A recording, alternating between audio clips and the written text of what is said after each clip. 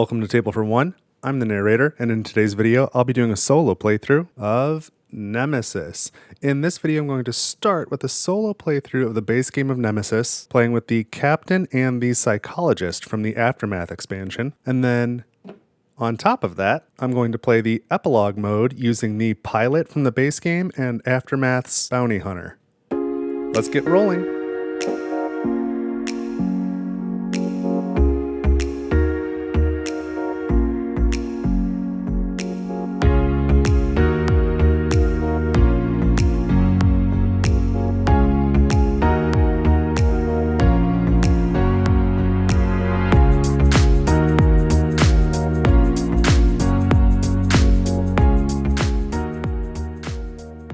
Alright, so I am all set up to play a solo game of Nemesis. I am playing two-handed today because that seemed to work out pretty well in my last video, so I'm going to give that a try again. And my intent today is to play a full solo game of Nemesis and then afterwards play the Epilogue mode. That is really what I'm trying to demonstrate is the Epilogue mode today.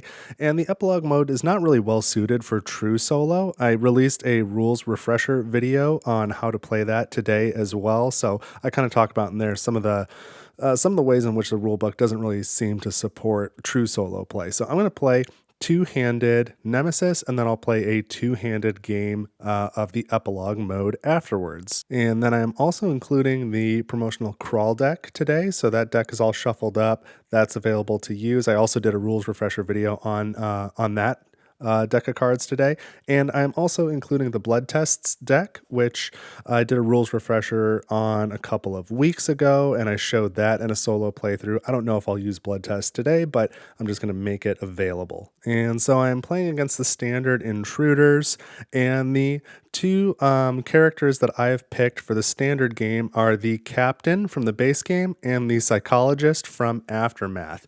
And these are both characters that really benefit from having other characters around. And honestly, they both work to their fullest in the semi-cooperative mode. So they both do some interesting things that would interact in interesting ways with the hidden traitor mechanic. But of course, I won't be doing that. I'm going to be playing fully cooperative. But still, I just kind of wanted to see how these two would interact. So the captain here is blue. The psychologist is it's got the white ring on the bottom there. We've got our first player token. I figured the captain should start. And I'm using all of the exploration tokens that came with the game today. Normally I like to use some replacements and a drawback system, but because I'm playing the Epilogue mode and I'm kind of trying to showcase that and show how it works, and that has some exploration tokens, I didn't want to confuse anyone or add another layer of stuff going on. So I'm just going to use the standard exploration tokens and then the standard ones in the Epilogue mode. Now, as a reminder, you can only play the Epilogue mode if the Nemesis ship survives. So if this game ends because of too many malfunction markers, too many fire markers, the self-destruct sequence reaching the bottom, or if we complete the game, then we're doing the victory check and two or more engines are damaged, in any of those scenarios, then the Epilogue mode is not available because the ship did not survive, so you can't do anything else on it. So I'm going to try super hard not to let that happen. I think that'll be my primary focus, more so than winning with these two characters, is just making sure the ship doesn't explode so I can play Epilogue. If I fail to do that and the ship somehow explodes anyway, I'm just putting a disclaimer here. Hopefully that's not the case, but if that happens, I'll just sort of retcon it so that we can still play Epilogue. So as usual, there will be chapter markers, so you can jump to a specific point if you want. I'm going to go through this whole well, I don't know if I'll go through the whole time track, but I'll do the normal round structure until this game ends one way or another, and then I'll go right into the Epilogue mode. I won't show the setup for Epilogue mode. You can go to the rules refresher video if you want to see that. I go into it in detail there, and I'll just gloss past it in this video. But let's take a look at these two characters quickly. So the captain, their starting weapon the starting item is a classic 6-shooter. So that holds 6 ammo. It is not an energy weapon. Its ability is it can only be reloaded with your reload action card, which is one of the special cards in the captain's deck. And when you're firing this weapon, a double hit like that, then you deal 1 additional injury, so you can do 3. So that's pretty cool. Let's take a look at the action cards. So there's a standard ones in here. Demolition's a standard one. Sometimes the cost is variable, but for the captain, the cost is 0. We've got interruption, rest, search. The captain has suppressive fire, which is frequently in some of the decks. The cost for that one is 0, so you discard 1 ammo. You or one other chosen character in your room may escape the room without triggering an intruder attack. We have another search action here. We have basic repairs. Again, this is a pretty standard card, but the cost can be variable, so it's a cost of 2 for when the captain does it. And then our special cards, we have reload, 0 cost on it, add 1 ammo to your 6-shooter. So that's what it was talking about on there. The only way to reload your 6-shooter is to play this reload card, and that's just 1 ammo at a time. The next card here is Motivation, 0 cost. All characters in the room you're in, including yourself, draw 1 action card. So that's super cool and very cooperative. The last one here is Order. Order cannot be done in combat. 0 cost. Choose another character in the room you're in. Move that character to a neighboring room of your choice with or without their permission. That's pretty interesting. You can imagine how that might play out in some interesting ways if you're doing multiplayer semi-cooperative with the trader mechanic. So those are the action cards for the captain. We'll give him a little shuffle here. And then we've got the trait card, which again, I always play with. These were introduced in the Aftermath expansion, but they included the traits for the 6 base game characters as well. So here is the captain's trait. It's called Just Die Already. And this is a really cool one. It says, when you hit an intruder with the 6-shooter, you can perform another shoot action, even multiple times, against the same target with the 6-shooter. This action has no card cost and doesn't count toward the limit of actions of your round. And then you check the injury effect only after your final shot. So that's nice, very thematic. You can picture the captain, hitting something and even maybe getting a double shot and doing 3 damage and just bam, bam, bam with the 6-shooter and just die already. I don't know, that's cool. And then we've got our 2 quest items here. So we've got, first is the log key. So it's 1 action to activate this item in the comms room. And if you get it, you gain the log key. 1 use only, costs 1 action. Use in a room with a computer. Choose a player. Look at one of their objective cards. So this one, and it's not in combat. This one is really not going to be of any use to me. It's only good for actual multiplayer, not for solo, because I'm going to know what all the objectives are. And we're playing full co-op, and in full co-op, all the objectives are public knowledge anyway. But the other quest item is the intercom. So it costs 1 action. You discard tools or duct tape to activate this item. And so the intercom says, all characters in a room with a computer may additionally be targeted by your order or motivation. So those were 2 of the special cards. Those are the ones where you can either make somebody move or make everybody draw a card, an action card. An order where you make somebody move can only affect a single character. So usually those cards only affect other characters in the room you're in, but intercom allows you to perform those effects for characters who are in a room with a computer too. So that's handy.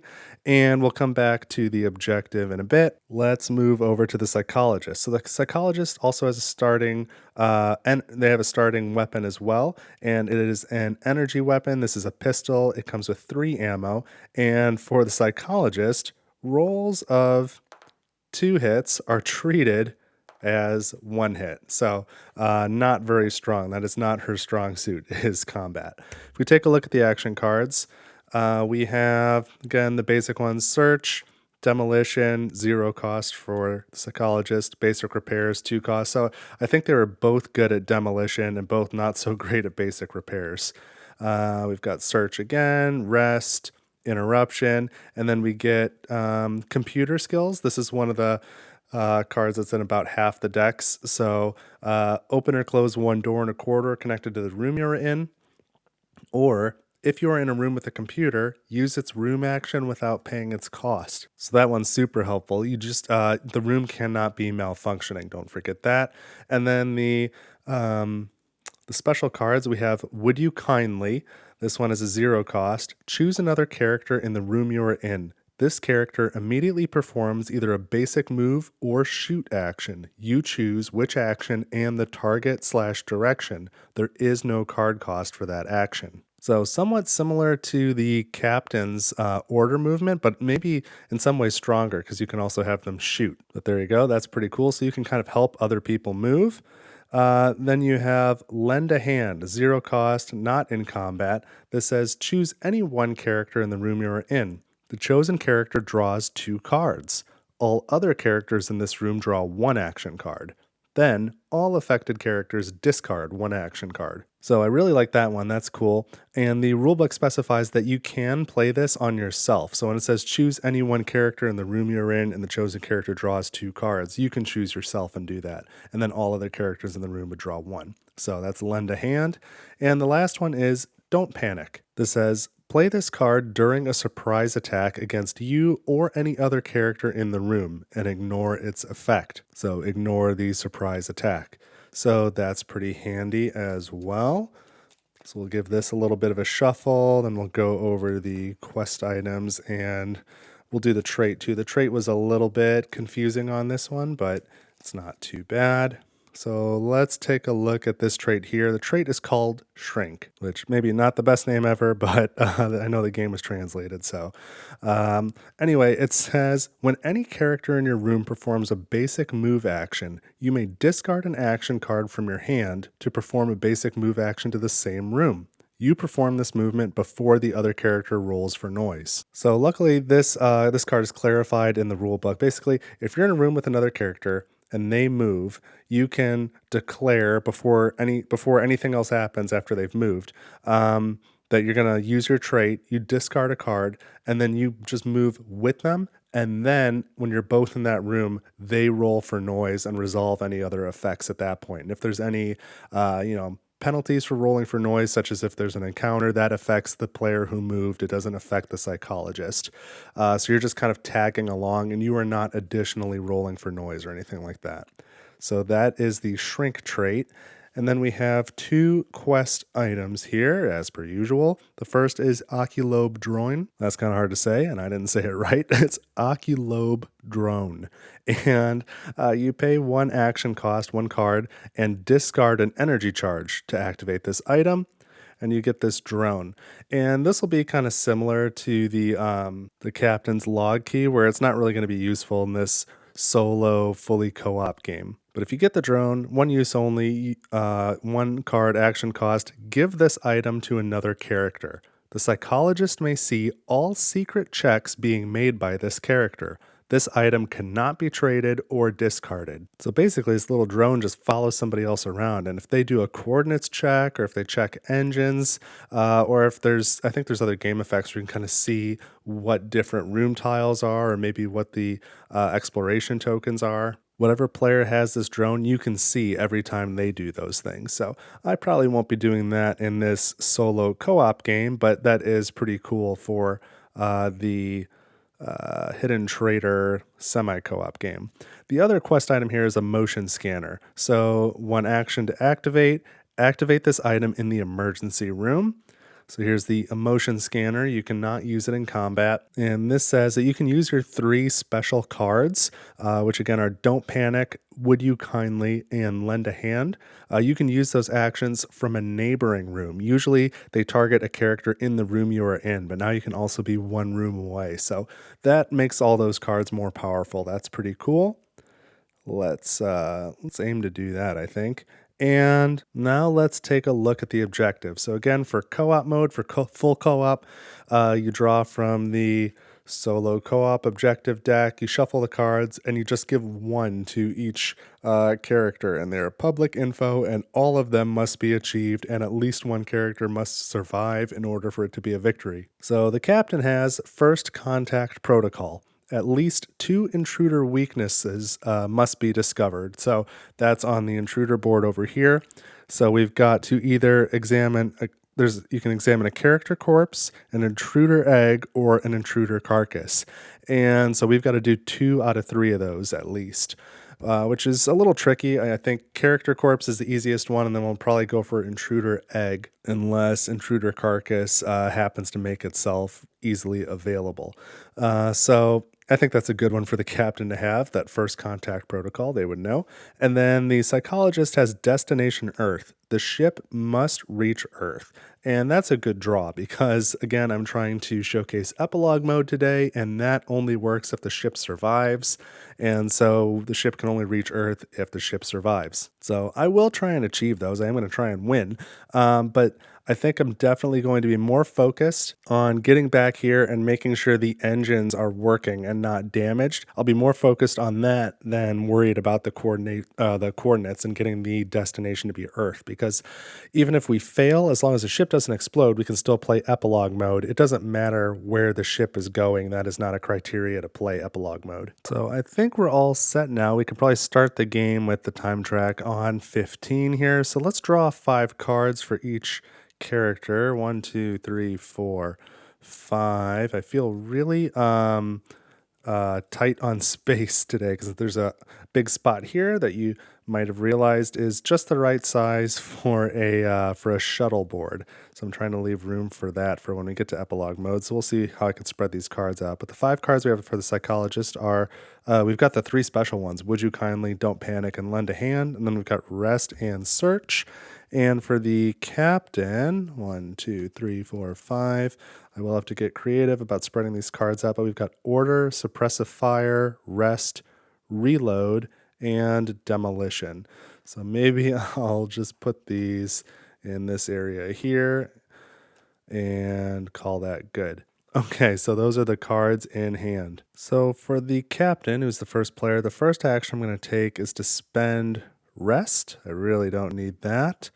So that's going to go here to pick up a heavy object. I'm going to take this Character Corpse, the one that starts in the Hypernatorium, pick it up, put it in my other hand. And for my second action, I think I'm going to do, a regular move, and we're going to use Demolition to do that, to do a basic move action. And I will immediately use the Psychologist trait. I will spend Rest to move along with the captain. And so I think we do want to get back to the engines. I don't know if I want to start towards the top or towards the bottom. Maybe I'll go upwards first. So I'll move the captain here. The Psychologist will go with. So we flip this over. We have the alarm room. This is one of the newer rooms from the Aftermath expansion. So this room does have a computer. It's obviously the green type of room. And then interestingly, it has a room action that is a cost of 1 action instead of 2. And this says make a noise, or the action is called make noise. Choose any one other room without any character in it. Perform a noise roll there. It may trigger an encounter, though there will be no surprise attack. So that's a little bit niche, but it's cool. And then we have a malfunction marker and 2 items in the room. So we'll set this to 2, move both characters in there, add a malfunction token, and discard this. And now we need to do a noise roll. This is the captain doing the roll. We got a 4, and that's pretty good. That's going to put noise here. I thought about doing a careful move and placing noise there, so I saved myself a card by not having to do the careful move. So that was 2 actions from the captain. Now we go to the Psychologist. And I'm going to start with the search action. I'm going to play search.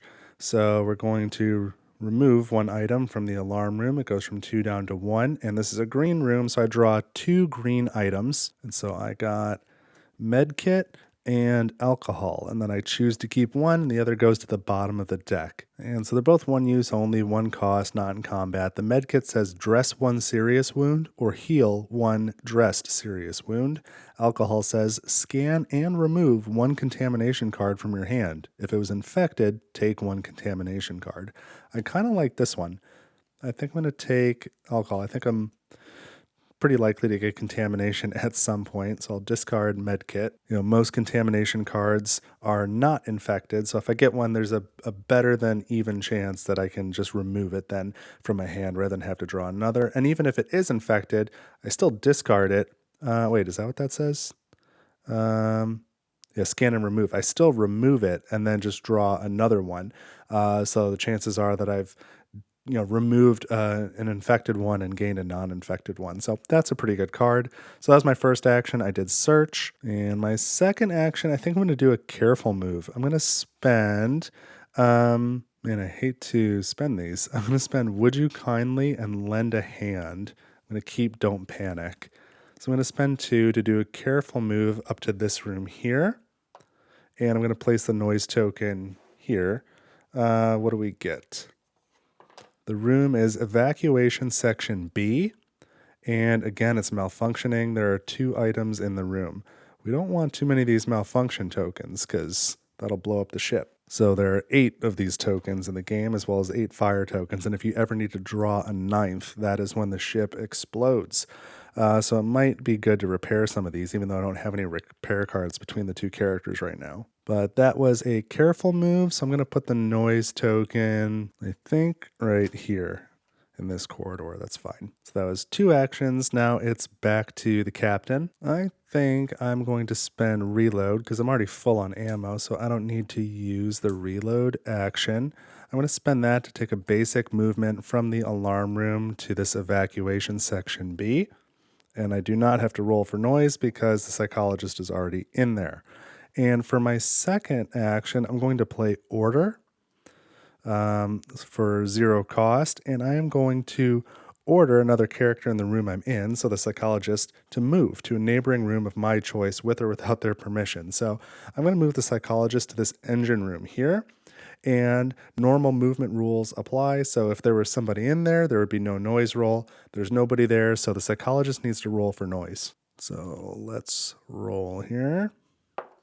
And we have, oh, danger. That's not great. I was not counting on that. So that's going to put noise in corridor 1 and corridor 2. And then 3 and 4 are the technical corridors. So we're going to go like that. So that was the captain's turn. It's back to the psychologist. And I'm going to have the psychologist passed. We come back to the captain. The captain is going to pass as well. So that's it for the player phase. I'm a little bit worried going into the event phase just because now I've separated them and the psychologist is surrounded by noise. There's a decent chance we're going to have to do noise rolls. But my thought was try and get them back here by the engine so we can start doing the engine checks. Then we'll snake our way through here. And once we know the engines are good, then we can start moving around other rooms, looking for the laboratory to complete the captain's objectives of scanning that character corpse. Maybe we find an egg or a carcass along the way. So I guess who knows? Maybe we have an early encounter now during the event phase, and then we can get an intruder carcass out of it. I know that's pretty optimistic, but let's hope it goes that way. So the first step is we advance the time track.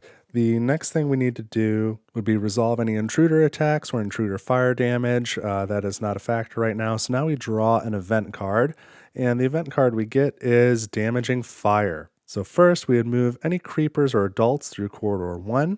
Then this says place a malfunction marker in each room with a fire marker. Man, that could be really bad. I'm glad we got that right now when that's not an issue, because then you place a fire marker in each room neighboring a room with a fire marker. Fire does not spread through closed doors or technical corridors. So we don't have to do anything. That's good. But that just goes back in the discard pile, which will likely get shuffled back into the deck at some point. It's not one of those cards that says, remove this from the game. So that one is really detrimental. Let's make sure we keep fire under control. So now we do bag development. The captain's still the first player if that becomes relevant for noise rolling. Let's see what we draw. I'm using the standard bag today. I kind of wish I'd used one of the brain bucket bags because this one's kind of small. It's tight. We got a larva. Okay, so we remove the larva token and we replace it with an adult token. So the bag is developed. We did not have to roll for noise. Okay, so now we will pass the first player marker to the psychologist, and each character will draw until they have 5 cards in hand. So we still have suppressive fire for the captain. 1, 2, 3, 4 more. We've got motivation and interruption, search, and basic repairs. I might go after that basic repairs just to get a damage or a malfunction marker back off the board. The psychologist has Don't Panic already, so we're going to draw 4 more cards here as well. The psychologist has search, basic repairs, demolition, and computer skills. Okay. And I can cover some of the time track here. I think that's fine. All right. So the psychologist goes first, and I think we want to check those engines. But I wish I could just take one action. Man. All right. I'm going to do basic repairs. So I'm going to spend search and demolition as the two cards to take basic repairs. So this action on the bottom is repair or break the engine in the engine room you are in. So basically I can look at the two engine tiles and then put them back in any order that I want. So these engines are working. I'm going to leave them working then. Okay, and now I really would like to just pass and then come back and do something again later. But because I want the captain to repair that evacuation section and then move into that room without making any noise. But I'm not seeing a good sequence of events to do that because I've got Don't Panic, which is just you play that to not have to deal with a surprise attack, and then computer skills. So I'm not in a room with a computer. So the only thing I could do is open or close one door in this corridor. And I don't really want to close a door right now. I guess if I was going to, I'd close this one, but I don't want to do that until the captain has moved. So I think what I'm going to do is I am going to have the psychologist pass now.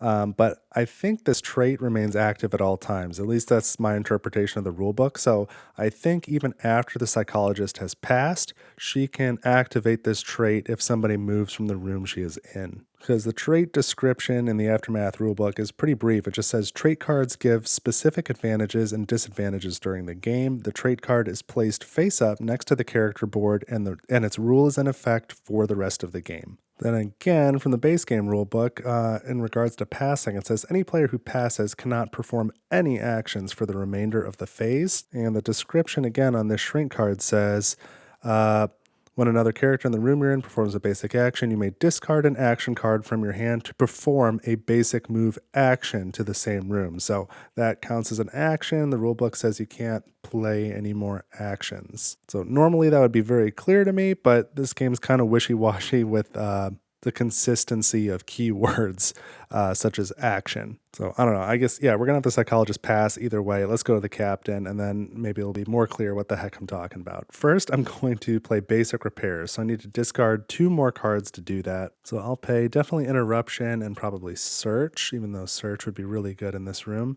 I'm going to discard those 2, and then I can discard a malfunction marker from the room I am in. So that goes away. Let's not blow up the ship.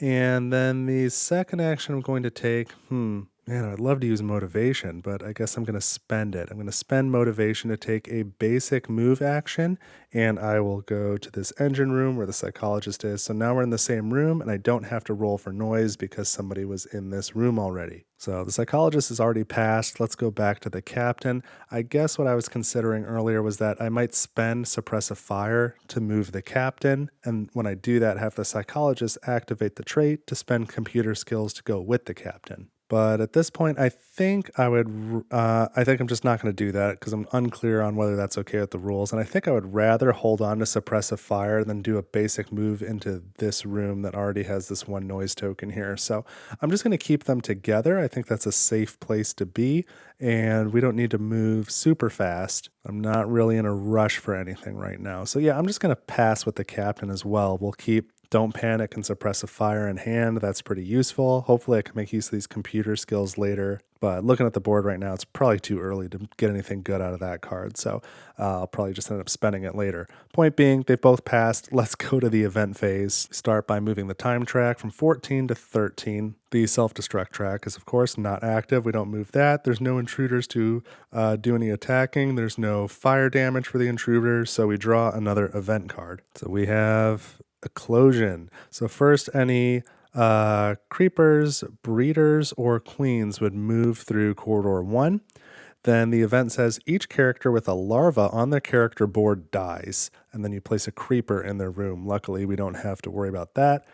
Every character draws 4 cards from their deck and scans all drawn contamination cards. If they have at least one infected card, put a larva on their character board, then discard drawn cards. Okay, so this is mostly just mechanical here, but each character's got to draw 4 cards from their deck and scan them. So the first we draw here is Interruption, and now I've got to shuffle these, draw 3 more. And we know we won't have any contamination, but we have to just sort of do this mechanical card cycling. So search, search, and demolition. If any of these were contamination, we would scan them, and then you discard the drawn cards. So these will not be cards that we have access to on the next turn. Same thing for the captain. Draws 1 card, it's search. Now we need to shuffle the discard pile and draw 3 more cards. Okay, we get basic repairs, demolition, and interruption. We scan any contamination cards. There are none. And now we put these in the discard pile. And that is it for this event. So the last step is bag development. So try and shuffle up these tokens as best I can. And I can't imagine trying to use this bag with if you have the acrylic token upgrades. It would just be way too full. All right, we get the queen. So if the nest were out and a character were in the nest, we would resolve an encounter with the queen in the nest. Otherwise, since that is not the case, we just add an egg there to the intruder board, which is fine because we might want to grab an egg for this solo objective, or the co-op objective, so I'm okay with that. So now we pass the first player token back to the captain. Each character draws until they have a hand of 5 cards, so we need 3 more cards for the psychologist. So they've already got Don't Panic and Computer Skills. Now they have Lend a Hand, Basic Repairs, and Rest. We'll just place them like that. And the captain has Suppressive Fire, so we need to draw 4 more cards here. And we've got Reload, Search, Rest, and Motivation. Maybe I can actually use Motivation this time. That would be good. And Lend a Hand. If I could play both of those, this could be kind of a big turn. So since I've still got full ammo, let's spend Reload, and I'm going to spend Rest as well. Spend 2 cards to do a careful movement. So I'm going to move the captain to this room here. And the psychologist will use her trait to join. She's going to spend Rest to also move with the captain. So now we reveal this room. This is the comms room. Okay. And so that's where the captain could use this quest item to reveal the log key. But that's, again, not a useful item in this fully co-op solo mode. And then we have 2 items, just like that, and a malfunction marker again. So I hate to do it, whoopsie, but I think I'm going to have to repair this room too. Okay, so that was the captain's careful movement, so I have to place a noise token. So let's do that in corridor 2 here, and I can get rid of the exploration token. And for my second move, I'm just going to play motivation, so that's 0 cost. All characters in the room you're in, including yourself, draw 1 action card. So now the captain has order, and the psychologist draws Would You Kindly. Great, so now we've got more actions available. And now I think I'll have the psychologist play Lend a Hand. So choose any one character in the room you're in. I'm going to choose the captain. That character draws 2 cards, all other characters draw 1 card, and then every character discards a card. And again, that applies to all characters in this room. So we got to shuffle up the captain's cards. They both got to shuffle. Captain draws 2, psychologist draws 1, and then they each discard a card. So hopefully we can cycle through some useful cards. So the captain now gets Rest and Motivation. Okay. Cycle Motivation, and I need to shuffle these. Man, if I draw Lend a Hand again, this turn's going to go forever. That would be just fine. These extra cards can allow me to do some careful moves too, so I can bring the risk down. Okay, so 1 for the psychologist. We draw Search. Okay, and now they each must discard a card. I already forgot. What was under motivation here? Rest. We definitely don't need rest. Let's discard that one for the captain. And for the psychologist, I think computer skills is not really useful to me right now. I'll discard that one. So that was my first action, was play Lend a Hand. My second action, I'm going to play Basic Repairs. So I guess I'm going to spend Search and Would You Kindly to pay the cost of Basic Repairs. And now I will discard this malfunction token because I do not want the ship to blow up because I want to play epilogue mode, but also because Destination Earth is one of our requirements here. So that was 2 actions from the psychologist. Now we go back to the captain, who still has a ton of cards, and I'm going to play Motivation. So all characters in this room draw 1 action card. So you can see how it's really useful for both the captain and the psychologist to be in the same room as other characters. So we drew Basic Repairs for the captain, and now we draw Interruption for the psychologist. And I think that works really nice. For my second action, I'm going to spend Order and Search to do a careful move with the captain to here, and the psychologist is going to use her trait to spend Interruption to go with the captain. And I've done a careful movement. Ooh, but wait a minute. This trait says when a character does a basic movement, you can go with them, not a careful. So I'll make it a basic movement then, but I'll keep one of these cards. I guess I'll keep Search. We'll just hold on to one of them. Doesn't really matter, I don't think. So the captain's doing a basic move. And then I've discarded Interruption from the psychologist to join the captain. So instead of choosing where the noise token goes, I'm going to roll for it. And I think that's probably just fine in this case. I rolled a 2. Okay, so we're going to put it here. I would have preferred the noise in the other corridor behind me, but that's fine. So how many actions was that? Was that 1 or 2 from the captain? I think I did Motivation and then I moved. I guess it doesn't really matter either way though, because well, if we pass it to the psychologist is just going to pass. She's going to hold on to this Don't Panic card. That'll be it for the psychologist. So we go back to the captain anyway, and I'm going to use this Basic Repairs card. And I'm going to have to spend my 2 other cards, Suppressive Fire and Search, leaving the captain with no cards, which I don't love. But I'm going to discard those, do Basic Repairs, repair or break the engine in the room you're in. These engines are damaged, so we're going to make them working. All right, so now we know that engine 3 is working and engine 2 is working. So we don't need to bother going down to engine 1. We can start working our way through here, looking for the laboratory and the nest as we work our way to the cockpit. I think that's how we're going to try and accomplish these objectives. So now the captain passes and we go to the event phase. So we're going to move the time track from 13 down to 12. Self-destruct track is not going. There's no intruders on the board, so we skip all those steps. And now we draw an event card. And we have hatching. So first, adults and breeders would move through corridor 3. And then we discard 1 egg from the intruder board. Any characters in the nest room whose players have no action cards left are infested by larvae.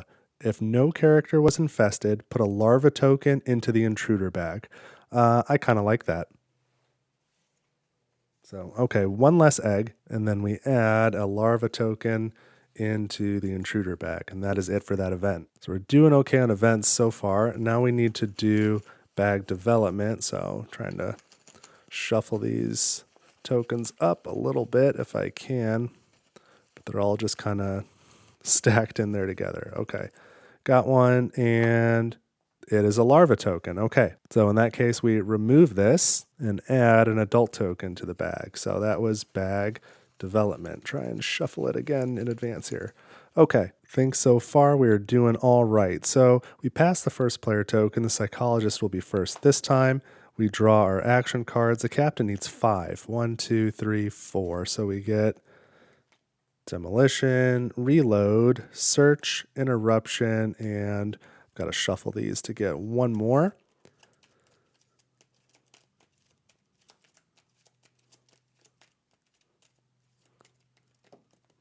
I'm just remembering, too, in that crawl deck, there's 10 cards, and every time you draw one, you put it back in the deck and reshuffle. So you always have a 1 in 10 chance of getting any particular card, but one of those can give you an intruder egg.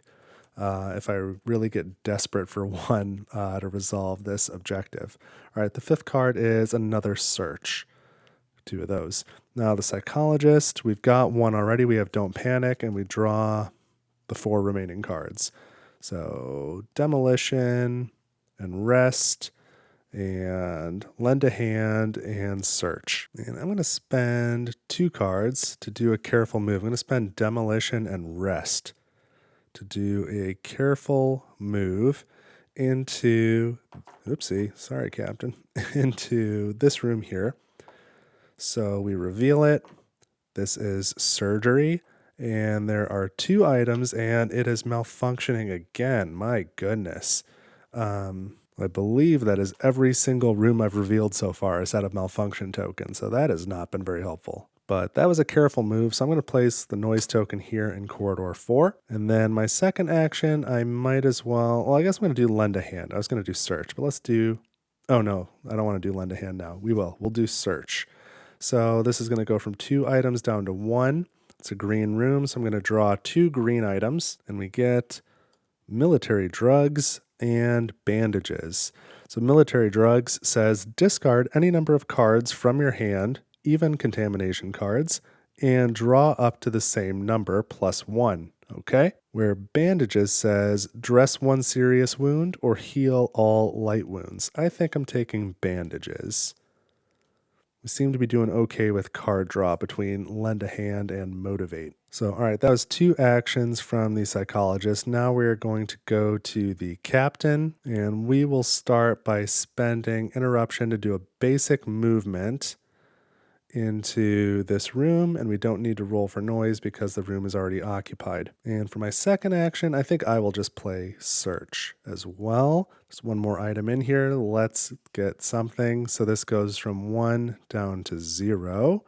And I have drawn medkit and alcohol. So I've had that draw before. And I took alcohol before. I think I'm going to take alcohol again too. So I'll put that right there, discard the med kit. I was thinking it'd probably be better to have 1 of each, to have the alcohol and the med kit, but maybe I can use that alcohol later to make a flamethrower. If I do a crafting action, that would be pretty cool. But of the 4 basic crafting items, 3 of them require alcohol. So I don't usually use crafting, but maybe I will just since I'm in this situation. But that was 2 moves from the captain. So we go back to the psychologist, and I'm going to play lend a hand and choose any 1 character. I'm going to choose myself to draw 2 cards, and anyone else in the room draws 1 card, and then everyone discards 1. So the captain draws 1. They get order. Right. And I know I don't need to go to engine room 1, so my plan is to continue down this way. So shuffle these and draw 2 for the psychologist. Have rest and interruption. Neither of those super helpful. And then we each discard a card. So I'll discard interruption here. That's useless. And from over here, I'll discard reload because, again, that has no use right now. And now the psychologist has no more turns they can take because their only cards are don't panic and rest. Oh, well, I guess that's not true. I can do basic actions. I could do a basic movement, and this room is safe to go to. So what the heck? Yeah, let's go for it. Let's play rest and do a basic movement with the psychologist over to this room here. So we flip it over. We have the shower room, and gosh, 1 item, and that is malfunctioning too. That is, where's the marker? There it is. 5 malfunction markers in a row. This ship is trying to destroy itself. So I can't say that I'm in love with that result. Let's roll for noise. 1. Okay, so that's the hibernatorium corridor there. And that was 2 actions. So we go back to the captain. And I'm going to play, or not play, I'm going to discard demolition to take a basic move to go from surgery into the shower room here with the psychologist. What does the shower room do? I think that cleans off slime. Yeah, the room action allows you to remove a slime marker from your character board, and you can do a contamination procedure for any cards in hand, scan them, and if any of them are infected, then you've got to go through the whole larva thing. So anyway, I have no need to do that action, but I have another turn to take, or another action, and I'm going to spend my search card to do a search. There's 1 item in here, so that's going to go down to 0. And this is one of the white rooms, so I can pick any 1 item type. So I'm going to draw 2 yellow items from this room, and we have Tools and energy charge. Well, I'm going to keep tools and probably use it right away.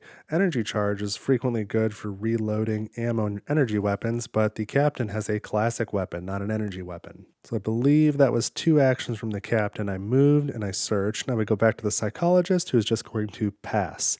So back to the captain again. I'm going to use tools. So that's going to cost me a card. I'll get rid of order. And the tools can be used to repair or break the engine in the room I'm in, open or close a door in any corridor connected to this room, or discard a malfunction marker from the room I'm in. So I'm trying my best to manage these malfunctions, but man, they are everywhere. So for 2 characters who are not good at repairing things, I fixed 2 engines, even though one was already working, and 3 malfunctions out of the 5 I've gotten. So that was my action, and now the captain passes. So we go to the event phase. We move the time track from 12 to 11. Again, self-destruct is not active. Still no intruders on the board, so we draw an event card, and we have hunt.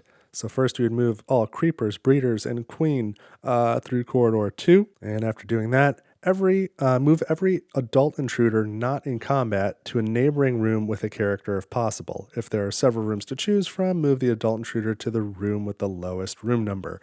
There's no adult intruders on the board, so I don't have to do anything. So that's been fairly lucky, the events this time, which I guess balances out the poor luck I've had with the malfunction markers. So draw for bag development, we get an adult. So all characters need to roll for noise. Put that back in the bag for now. So we start with the first player, that's the psychologist. I kind of almost want an encounter because then I can play Don't Panic, whereas the captain has no cards. So let's see what happens. We get a 2, so that's not really where I want noise. So 4 is the technical quarters, which also have noise. So 3 is really the only safe thing for the captain to roll. I don't think that's going to happen, but let's see what we get. We got a 1. Okay, so that means an encounter. The captain's going to get caught with no cards in hand. Oh, but Don't Panic can still work. Oh, nice. Okay. That makes me feel a little better. We have, oh, goodness gracious, the queen. Okay, this just got pretty serious. We are not messing around. We've got the queen here. And again, these are to scale. So that, I don't know how we didn't notice the queen was here in the shower with us. That's fairly terrifying. So the queen says, if you have less than 4 cards in hand, you get a surprise attack, but I'm going to play Don't Panic. Play this card during a surprise attack against you or any other character in the room to ignore its effect. So no surprise attack from the queen. Man, things just got real serious real fast. We pass the first player token to the captain. We need to draw up to 5 cards in hand. Neither character has any cards. So the psychologist draws 5. We get computer skills, basic repairs, lend a hand, search, and would you kindly, which is the only one of the 5 that can be used in combat. The captain draws 1, 2, 3, 4. We have basic repairs, rest, motivation, suppressive fire. Okay, that's a good one. And one more card. We get reload. All right, interesting. So reload and motivation can be played in combat. Suppressive fire can be played in combat. All right. What am I going to do? We start with the captain. Do I just want to go toe-to-toe with the queen? I think that's probably a real bad idea, but it could be kind of fun. I think my cards would suggest that I use suppressive fire to allow the psychologist to escape, and then maybe I try and escape myself, probably suffering a wound on the way, and then the psychologist could use computer skills from this room to close the door. That is probably the more sensible option, but it would be pretty cool to use this just die already and just take 6 shots in a row on the queen. But each time I roll, if I do fire on the queen, each time I roll, I've only got a 1/3 chance of actually getting a hit to begin with. So let's go conservative. Let's at least attempt to run from the queen. So I'm going to start with suppressive fire, 0 cost, discard 1 ammo, and you or one other chosen character in your room may escape the room without triggering an intruder attack. So psychologist escapes to here. This is the fire control system. That's interesting. And it's going to have 2 items. Oh no! And I'm going to close the door. So here's the door token. I like to use these door tokens from the Lockdown Kickstarter box, the stretch goals box. So I close the door behind me. That's rude. Or I guess just the door closes behind me. So yikes, that is not a good look. And then I still have to do a noise roll for the psychologist. So we get danger. Oh man, that is so interesting. So normally when you roll danger, if there is an intruder in an adjacent room, they will come to your room, but they will not leave if they are in combat. So the queen is not going to follow me because it's already in combat with the captain. So because no intruder is entering my room, I follow the procedure where I just add noise to all the other corridors. But man, I thought for a second that the queen might bust that door down trying to follow me, which would have been very interesting. So that was the captain's first action. What in the world am I going to do now? I am going to, I think, just spend the reload card for 0 cost to add 1 ammo back to my 6-shooter. Because now the psychologist can go, and this could be interesting. So I could take this room action, and I can do it for free with computer skills, but I might still want to hold on to computer skills so I can mess with that door. Let's spend basic repairs and search to take the fire control system room action. So this says choose any one room, discard a fire marker from that room if there is one. All the intruders in that room run away in random directions determined by drawing an event card, 1 event for each intruder. So I will choose the shower room. There is no fire marker, but now I draw a random event card. So I drew bulkheads open. We don't worry about any intruders that are named here. We don't worry about the fact. All we look at is this number. So we do that once for each intruder in the room. There's only 1, so I'm doing the queen, and it's going to run away through corridor 1. It goes to the hibernatorium. That is wild. So that was the psychologist's first action. Boy, oh boy. Let's play computer skills second. 0 cost, open or close 1 door in a corridor you are connected to the room you're in. So let's spend that to open this door back up. And that was 2 actions. So now we go back to the captain. And so the captain is going to play rest. To take a basic move action, come here. We don't need to roll for noise. And now what am I going to do? Now I'm going to play motivation. All characters in the room you're in, including yourself, draw an action card. So the captain gets order, the psychologist gets demolition. All right, now back to the psychologist. I'm going to play lend a hand. Choose 1 character in the room I'm in to draw 2 cards, and then the other draws 1. I'm going to choose the captain to draw 2 cards. We get interruption and demolition, and the psychologist draws 1, gets search. Now each character discards a card. The captain will discard interruption, and the psychologist can discard demolition. I don't need that. All right, very interesting. And was that the first thing I did? Was lend a hand? Did I do anything before that? No, computer skills was the previous turn.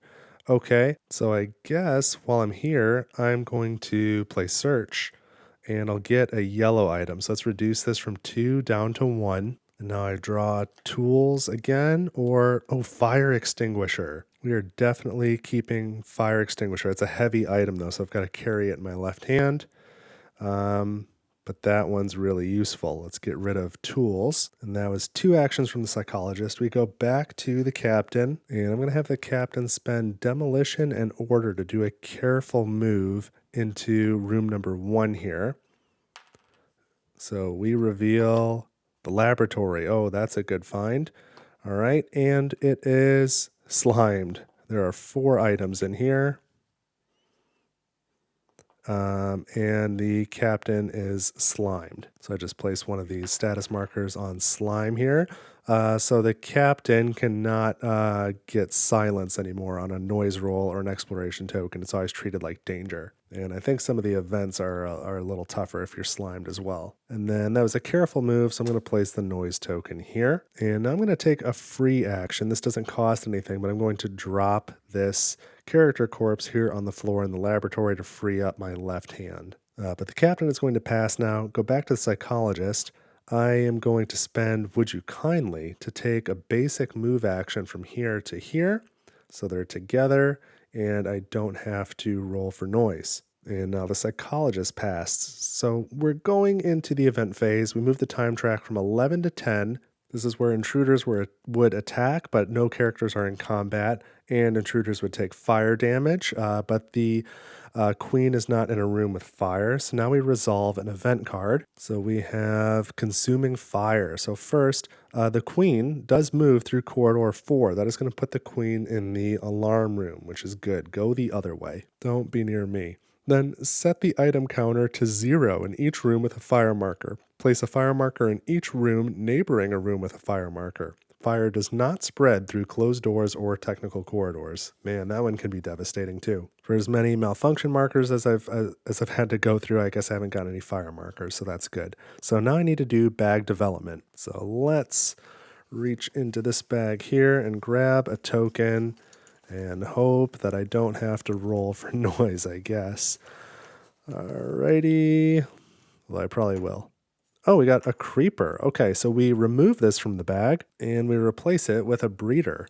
So now a breeder goes in. So that was bag development. We didn't have to roll for noise in this laboratory. That was fortunate. So we go into the next round now. We pass the first player marker to the psychologist. And we need to draw our cards. So the captain has 1, 2, 3 here. So we have basic repairs. Now we grab search and search. I need 2 more. So the only issue I'm noticing is I'm going to find 1 intruder weakness right now on this turn when I scan this character corpse, but I don't have an egg and I don't have an intruder carcass. So I'm going to need to double back to the laboratory at some point if I want to complete this objective, or I can just, I guess, make sure that I have some sort of encounter in this room where I'm surrounded by noise and destroy the intruder and then scan the corpse in this room immediately. So that's an interesting option.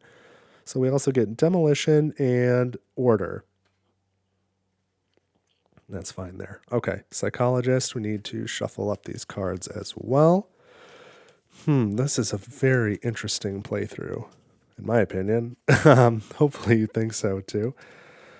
So if I can make an encounter happen, scan the corpse here, get to the cockpit, make sure we're going to Earth, then we just need to somehow get out, which is probably easier said than done. But we already know where evacuation section B is. I guess it's locked. I always hate going for evacuation section A in a 1 or 2 character game because there's an event that makes that evacuation pod eject. So you start heading that direction and then it goes away. All right, we've got lend a hand, would you kindly, search, computer skills, and don't panic. That's a pretty good draw. All right, and the psychologist starts. And you know what? The laboratory has a computer. I can use computer skills, 0 cost. If you are in a room with a computer, use its room action without paying the cost. So for very cheap, I can scan this this character corpse and find out what this intruder weakness is. And it is vital places. So this says blank combat die results against adult intruders are treated as a single hit instead. That's pretty nice. So that means if you are rolling against an adult intruder, your odds of hitting it go from 50-50 to 2/3. So okay, that's good to know. And now I've done half of this objective. What else can I have the psychologist do while we're here? I'll probably play Lend a Hand. I'll keep Don't Panic, but I guess the question is how could I trigger an encounter in this room without leaving? Because I don't think I can do that unless I have to roll for noise during the bag development phase, which would mean I would just have to spend the rest of the turn here, even though I'd kind of like to explore a little bit. Well, let's maybe just spend search. Let's do a search action in this green room. So we go from 4 items down to 3, and we get bandages and bandages and more bandages. I guess I'm taking bandages, which I already had. So I've got plenty of bandages now. Not a bad thing to have, but don't want to have to use them. All right, so that was 2 turns from the psychologist. Let's go to the captain. What am I going to do here? I think actually I'm going to do search. I'm going to do search again. I'm going to play 2 search actions. I don't see why not. Because I guess I'm just burning time. I think I'm going to wait for bag development to try and draw out an intruder. So let's do the first search.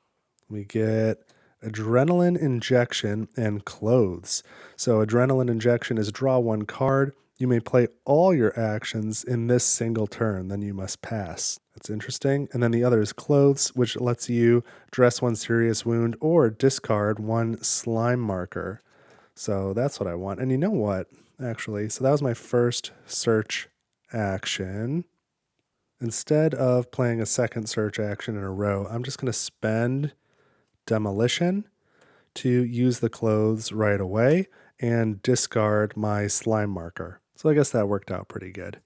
So that was 2 actions for the captain. We go back to the psychologist. I'm going to play Lend a Hand. And I am going to choose, I guess, the captain to draw 2 cards, reload, and rest. And the psychologist draws 1, draw demolition. And now each character discards a card. I think I will discard demolition and rest.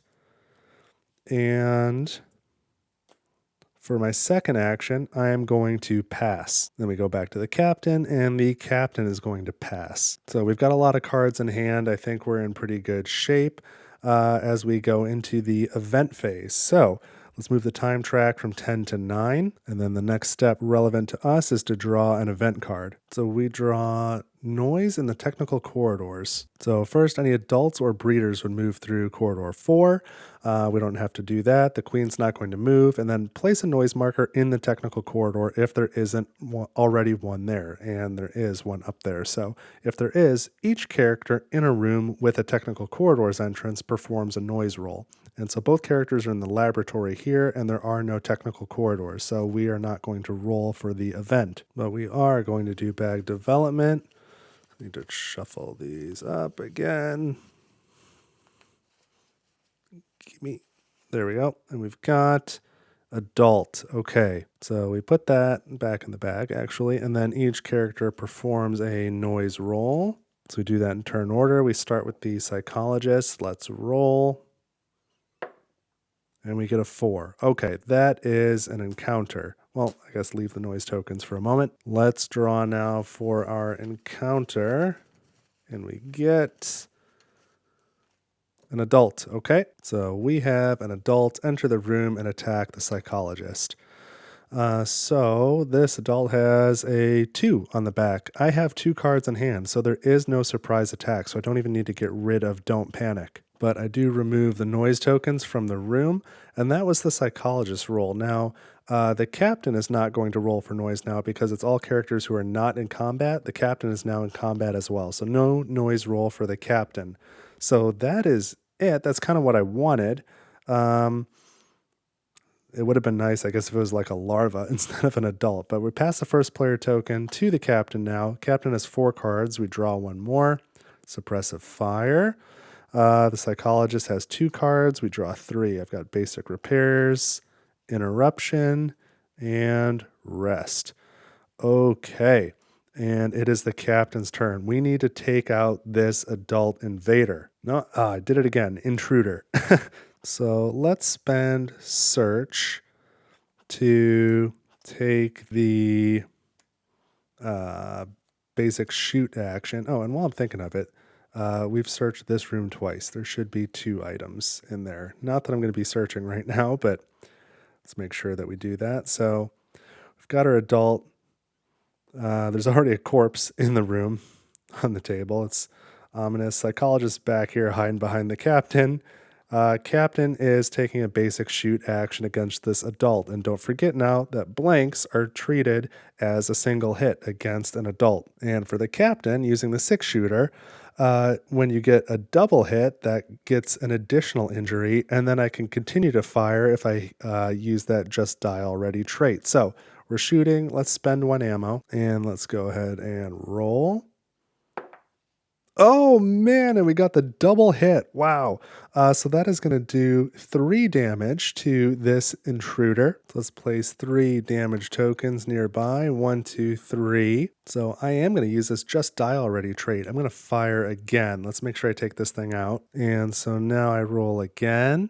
And adult. Okay, so that is a hit. So that is just 1 hit. That goes here. This is so awesome. I might as well use the trait again. Like, let's make sure, right? So let's fire again and roll here. Oopsie. Come on, come on, come on. Creeper. All right. So that is going to be a miss, even with all the other modifiers going on. So this says I check for damage after that last roll. So we flip over the next intruder attack card and check the number, and it is a 4, and we have got 4 damage on it. So that is enough. Oh, I can't believe that worked. That is awesome. Okay, so this goes away. So I just shot the daylights out of this thing with my 6-shooter. I got 3 shots off on it, hit it 4 times. Really cool. So there goes the adult intruder, and it is replaced with an intruder carcass token in the laboratory. I can't believe that worked. That was awesome. That was super fun. Okay. And that was the captain's first action. I still have another action. Oh my goodness. Let's use order and suppressive fire. Spend these 2 cards to take the room action to reveal another intruder weakness. And this one is the way of fighting. If an adult intruder attacks you with a bite, it deals a light wound instead of a serious wound. Okay. So I have now revealed 2 intruder weaknesses. So this first contact protocol is done. So now all I need to do is make sure the ship is going to Earth and that it doesn't explode. And we know the engines are good already. So just don't start self-destruct. And don't let there be too many malfunctions or fires. And then we just need to try and live. This is wild. This is one heck of a playthrough. Not too bad considering it's really just a means to getting to the epilogue mode. So I guess let's keep going. I am going to play for the psychologist, Would You Kindly, to choose another character in the room you are in. So I choose the captain.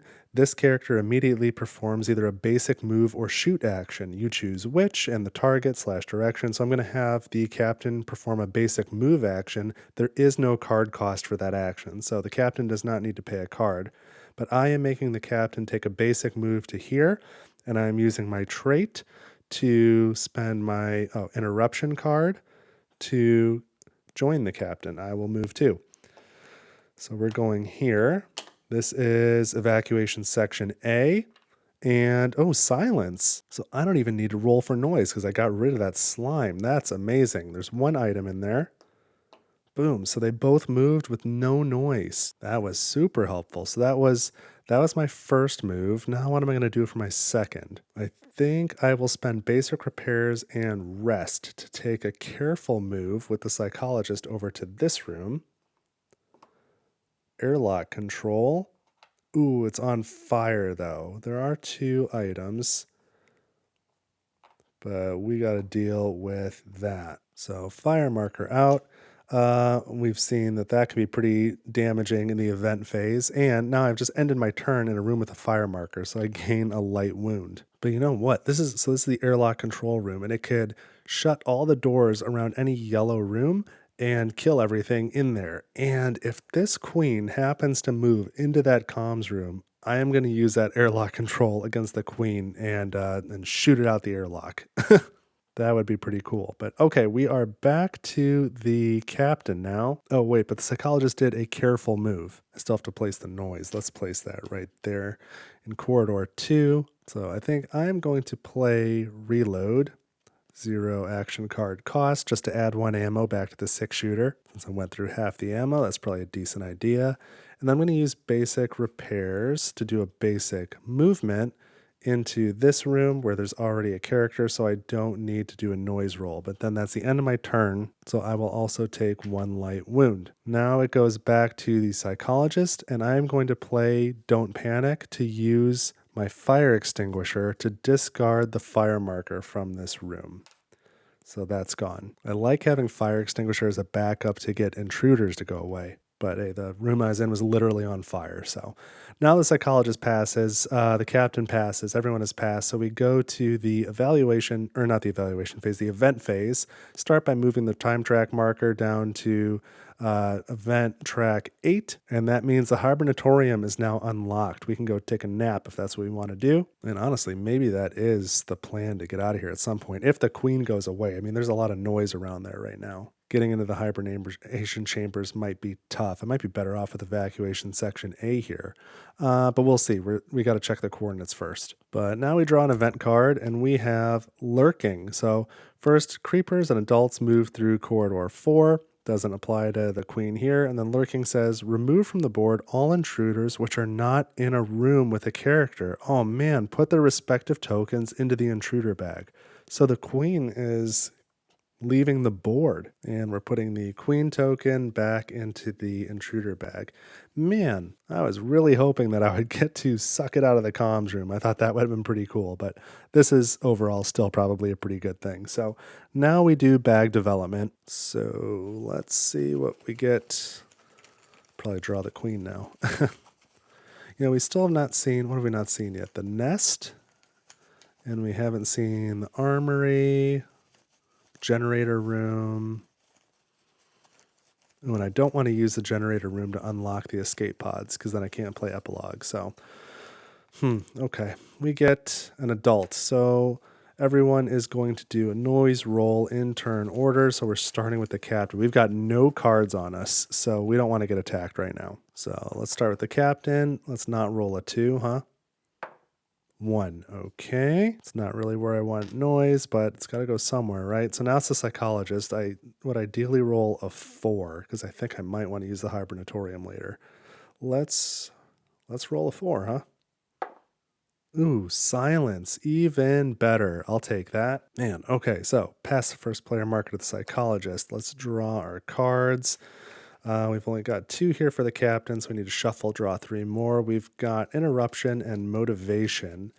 So what am I trying to do here? I'm going to go through corridor 1 to this room and then over to the cockpit, and then probably try and go one way or another, probably up this way to the hibernatorium to try and go back to sleep.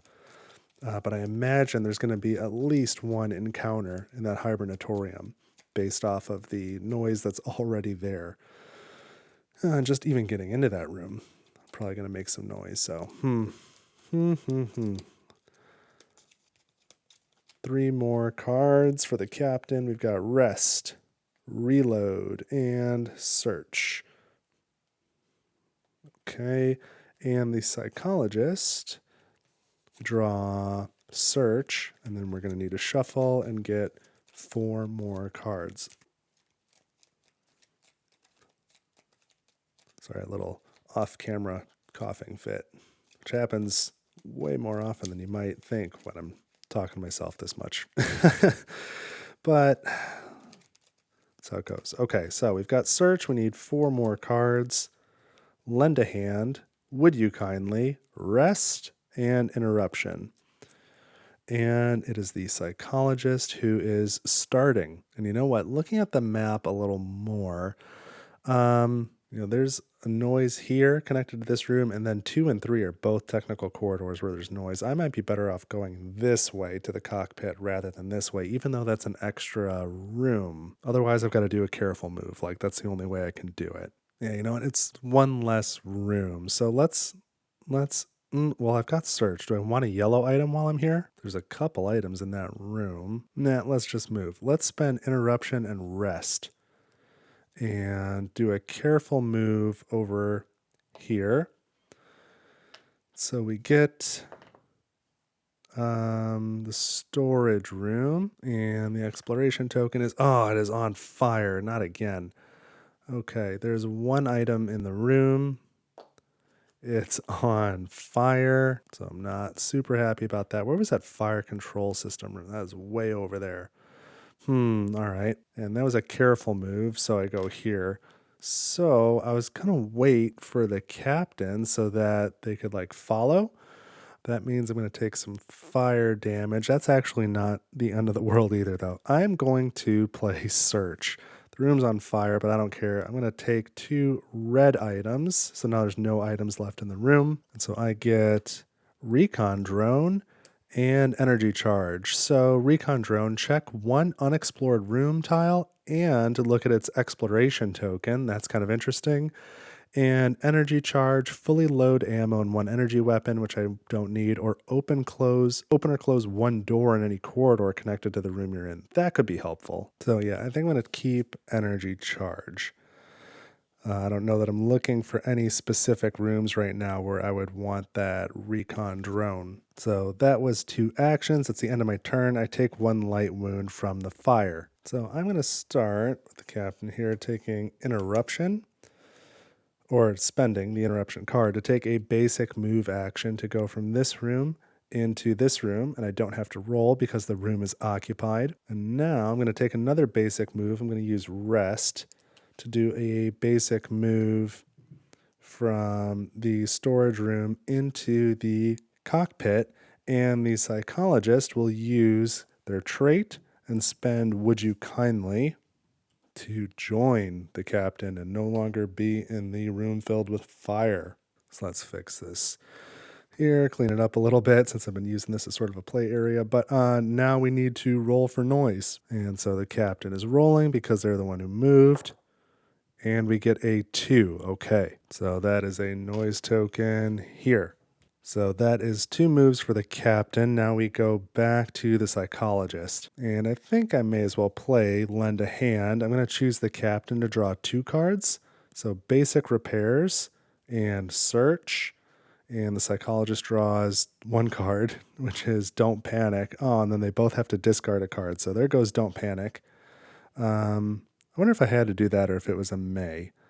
The chosen character draws 2. All other characters in this room draw 1 card. Okay.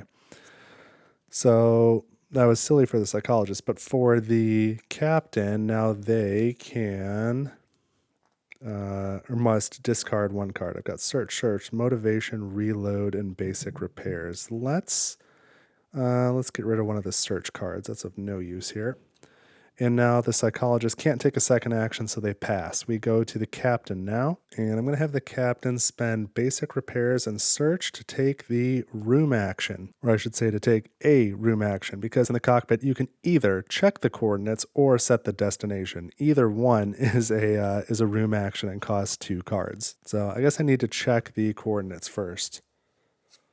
And so we get, oh, B is Earth.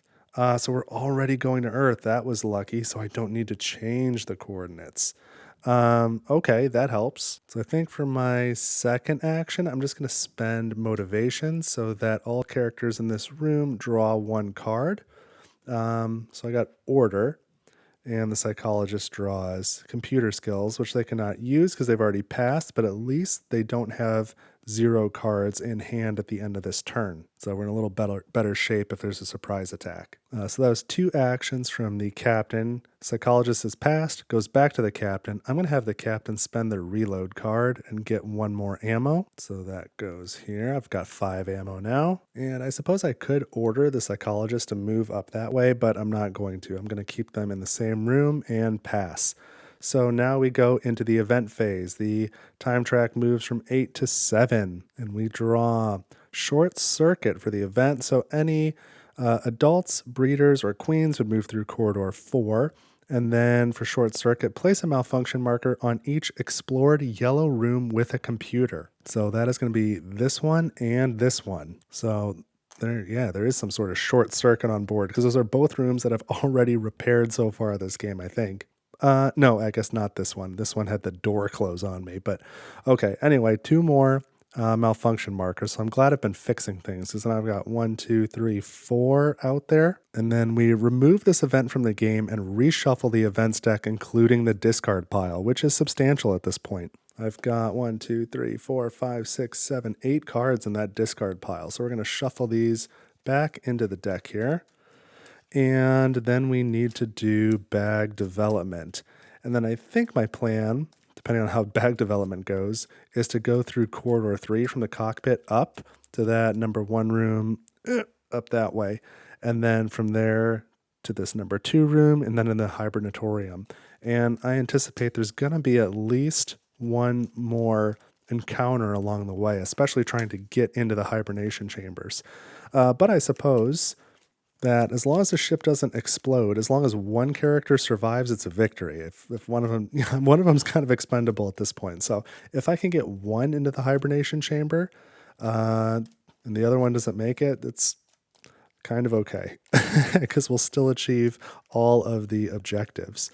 So just something to think about. So we are once again at bag development. Shuffle this up a bit, grab one token. We are probably going to be rolling for noise, but I kind of hope that we don't. We get, breeder. What does that mean? I don't draw that one very often. Yeah, that's kind of what I thought. Same as the adult. We just roll for noise in turn order. So we're starting with the psychologist and rolling for noise. I'm going to need some silence or something here. 3. Okay. Well, that's not an encounter yet. So 3 is here. And now the captain rolls. And we have a 2. Okay, so there's already noise in that corridor. So now we've got to go back to that draw bag and draw for an encounter. Captain's only got 1 card in hand, but it's better than no cards in hand, right? At least I reloaded. We get... Oh my goodness, the queen again. And we don't have at least 4 cards in hand. So, and I don't have Don't Panic in hand either. So surprise attack from the queen. Why did I put it back in the bag? Because I got so flustered that the queen's coming back. There we go. Let's take that one back out of the bag. You remove it. So you can't draw the queen again once the queen is out. Oh my God. So surprise attack against the captain. It is a bite. Queen symbol's on there, so if the character has 2 serious wounds, they die. If not, they suffer 1 serious wound. Now, this would only be a light wound if it were an adult. If an adult uses bite, we've revealed that you get a light wound instead of serious wound, but the queen, clearly not a regular adult, so we're going to get a serious wound card now. So the captain gets a body wound. You draw up to 4 action cards instead of 5. So now we pass the first player token back to the captain. Let's draw up to 4 cards for the captain. This will get us to 3. So we've got Order, Suppressifier, that's what I wanted, Demolition, and I've got to shuffle these and gain 1 more. I think I'm just going to try and send the psychologist on her way. Like, get the heck out of here. I'll hold back the queen. This is pretty fun. All right. 1 more card for the captain. Search. And the psychologist draws. We've got computer skills. And now we also get search, basic repairs, demolition, and we need 1 more. It's too bad that I've used that fire extinguisher. That would be good for the psychologist to have to get into the hibernation chamber. Oh boy, oh boy, oh boy. This is, it's exciting anyway. Don't panic. Okay, well, that's a good one to have. And we're starting with the captain. Can I use order in combat? No, I can't. Okay, so I'm going to use suppressifier to try and allow the psychologist to get out of here. Where in the world can I put this card? I'm so limited on space when I play this. Okay. Suppressifier, 0 cost, discard 1 ammo. You or 1 other chosen character in your room may escape the room without triggering an intruder attack. So the psychologist is going to escape up to here. We have the generator, which I cannot use. Normally I could, but then I wouldn't be able to complete that goal. So there's a generator. The exploration token is danger. Oh no. Okay, there's 3 items in this room. All right. And the queen is going to, no, the queen's in combat. The queen's in combat, so it does not follow. Okay, I almost made that mistake earlier too. So instead, we're just going to add an additional noise token. All right. Wow, wow, wow. Well, let's spend this search card for my second action to take a shoot action. So I'm going to spend an ammunition. Well, no, that's actually kind of still a bad move. Um, I'm just going to take the damage, I think. I'm going to spend the search card to do an escape move myself, but I will get attacked on the way out. So I'm going to try and follow the psychologist. And I draw an intruder attack card and I get slime. So this does have the queen symbol. The character gets a slime marker and 1 contamination card. Honestly, that could have been way worse. Okay, so I managed to escape the queen again. I guess the first time I scared the queen away. This time I escaped, and I don't need to roll because somebody else is in there. That was 2 turns for the captain. Oh man, and I wish this room were not broken because I have computer skills here, and I'm in a room with a computer, and I could... Oh, no, I'm thinking of something else. What am I thinking of? The server room? I was thinking I could take that room's action from there. Maybe that's another character. I would just kind of like to use the alarm room's action, like maybe here or here to like, here, I guess. I'd like to use it in its own room to roll for noise to maybe trigger an encounter and clear some of the noise around the hibernatorium. But all right, whatever. I'm going to spend, for the psychologist, demolition and basic repairs, I guess, to take a careful move action. So the psychologist is going to move from here to here carefully. And it is the engine control room. That's not much help to me. Ooh, and the door closes behind me. Can't tell me that that's a coincidence. I think she's doing it on purpose. So see you later, Captain. And then I'm going to place the noise token here.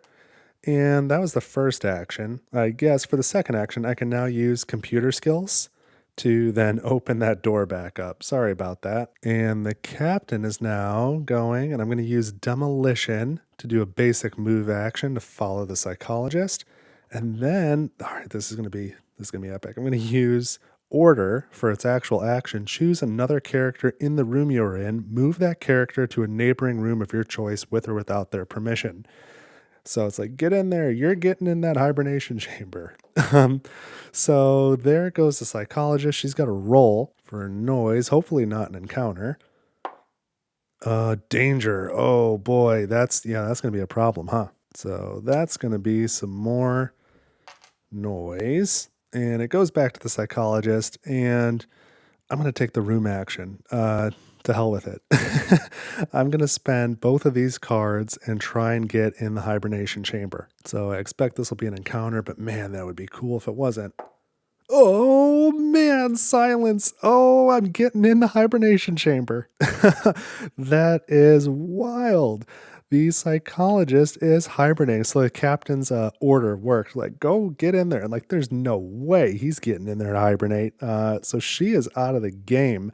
And at this point, the generator cannot be turned on and the coordinates cannot be changed. So now we're just down to a true solo game with the captain. So the captain, of course, doesn't have any cards left and has to pass. And this is the event phase now. So we're going to move the time tracker down to 6. And now we draw an event.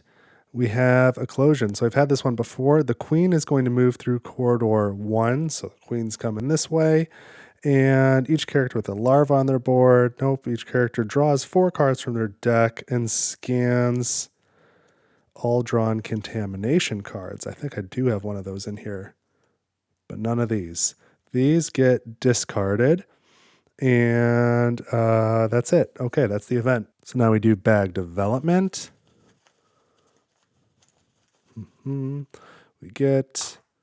Ooh, a larva. Okay, so we take this out, put an adult token in the bag. So, now the captain stays the first player, draws up to 4 cards because of that body serious wound. So we've got reload and interruption. Oh, I guess the contamination is still in this deck.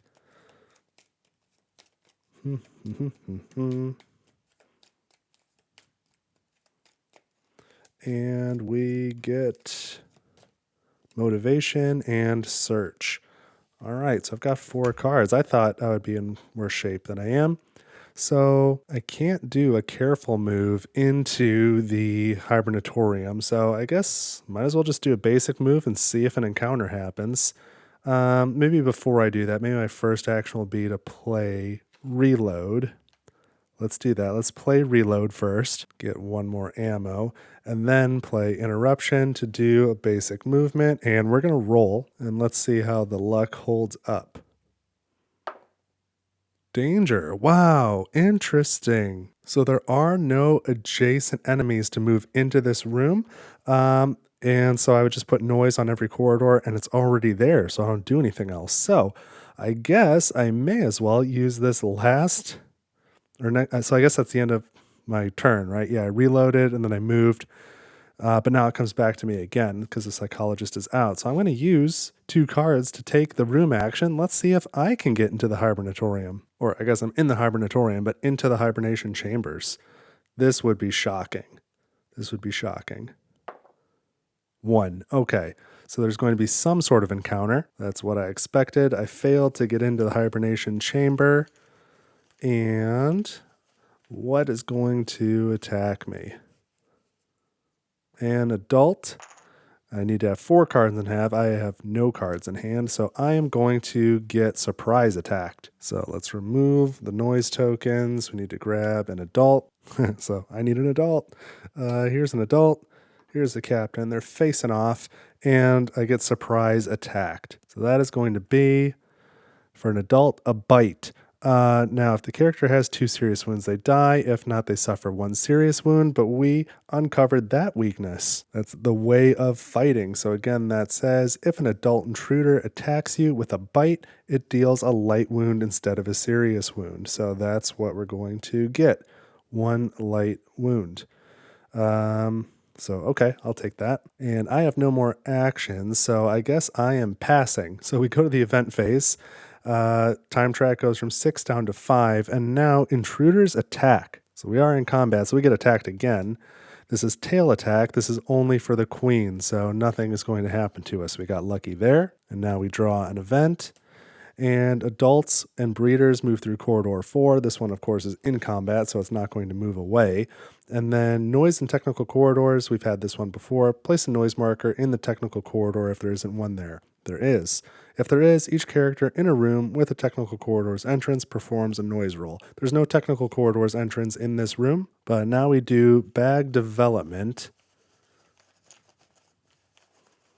And we get an adult, so all characters not in combat roll for noise, but we're already in combat. So now we draw our hand of 4 cards. We have search, basic repairs, contamination, there it is, and order.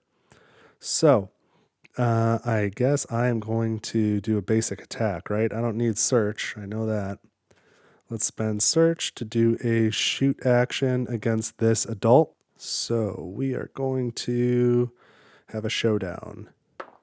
I get one hit. And what else? This, my trait says I can shoot again now. So here's the 1 damage from the 1 hit, and I will spend another ammo using my trait to continue to shoot. Just die already. And oh, we got creeper. That's the only thing that can make us miss, so we missed.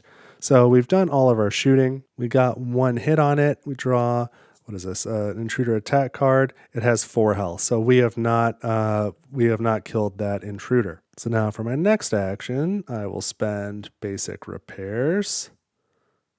Come on, without knocking over every other card on the table, to take a basic shoot action. So let's spend another one of these red cubes, and we're going in again. And 1 hit. Okay, so there's a second hit, and using the trait, I'm going to spend another ammo, and let's roll again. Come on, I need a double. Oh, blank. So because of vital places, we revealed that, whoopsie, sorry, psychologist, you're already unconscious, right? Vital places. Blank combat die results against adult intruders are treated as a hit instead. So that's another hit. So we're up to 3. And I'm going to use my trait to use my last shot. Fire one more time. Double would be great. Single. Okay, so that's 1 hit. So we're up to 4 hits now. I don't have any more ammo to take any more shots, so that's going to be it for rolling. So now we grab the next intruder attack card, and it's a 3. Oh my god, I can't believe we killed this thing. I thought the captain was going down blaze.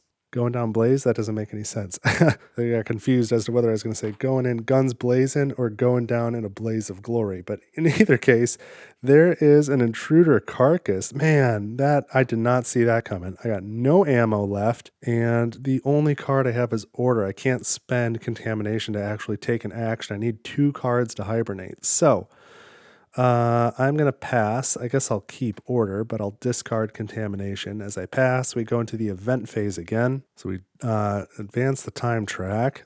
Time track might run out maybe, and I'll just be goo on the back of the wall when the ship starts up again. But we've got damaging fire. Ooh, okay, this could actually be a problem. So creepers and adults move through corridor 1, not relevant here. Place a malfunction marker in each room with a fire marker. All right, so there's 1 fire marker here, so storage is malfunctioning now. Place a fire marker in each room neighboring a room with a fire marker. Okay, things are actually getting serious. I don't want the ship to explode, so the captain either needs to get in that hibernation chamber or hurry up and die, but stop prolonging the game because these events are going to kill me. Fire does not spread through closed doors or technical corridors. Okay, now we do bag development. Let's draw something useful, please. We get a breeder. So that means we do a roll for noise.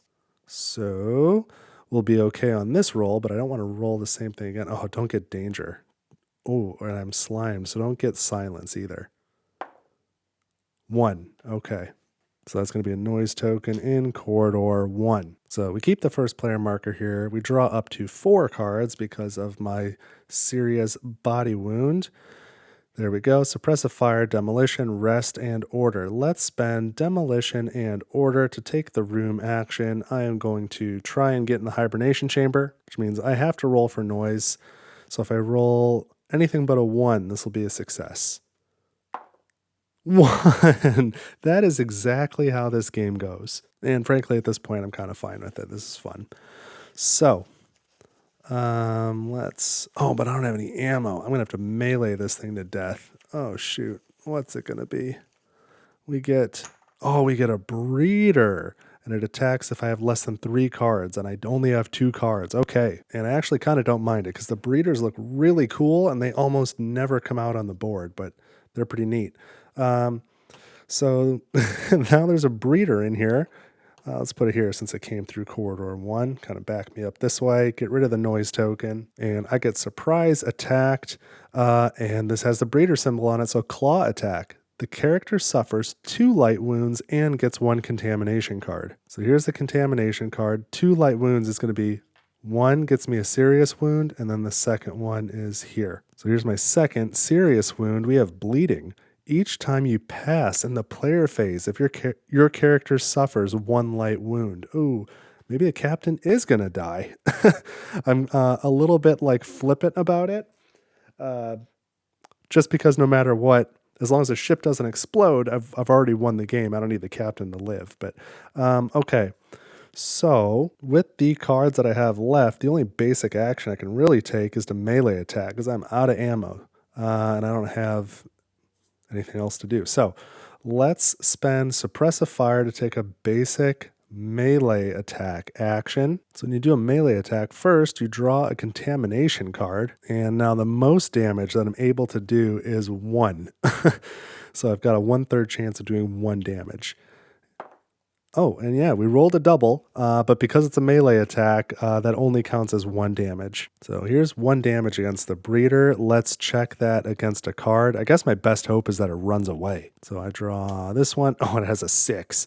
So no, that breeder is just fine. So I'm going to spend my rest card now to do another basic melee. I think that was the end of my round, but now it comes back to me. So yeah, I'm going to do another basic melee attack. So that means I get another contamination card. Those are going to stack up real fast.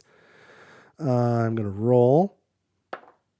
And adult, so that is not enough. So that is a miss. And now I'm out of action, so I have to pass. And because I am bleeding, when I pass, I take a light wound. I am 1 light wound away from death. Or I guess 2 light wounds away, because that would give me a 3rd serious wound, and then 1 more wound of any kind would kill me. But I just remembered, when I drew this 1, or when I did the 1 damage to the breeder, I drew this card. But for breeders and the queen, you have to draw 2 cards. So I draw another one, which just means the breeder's at 11.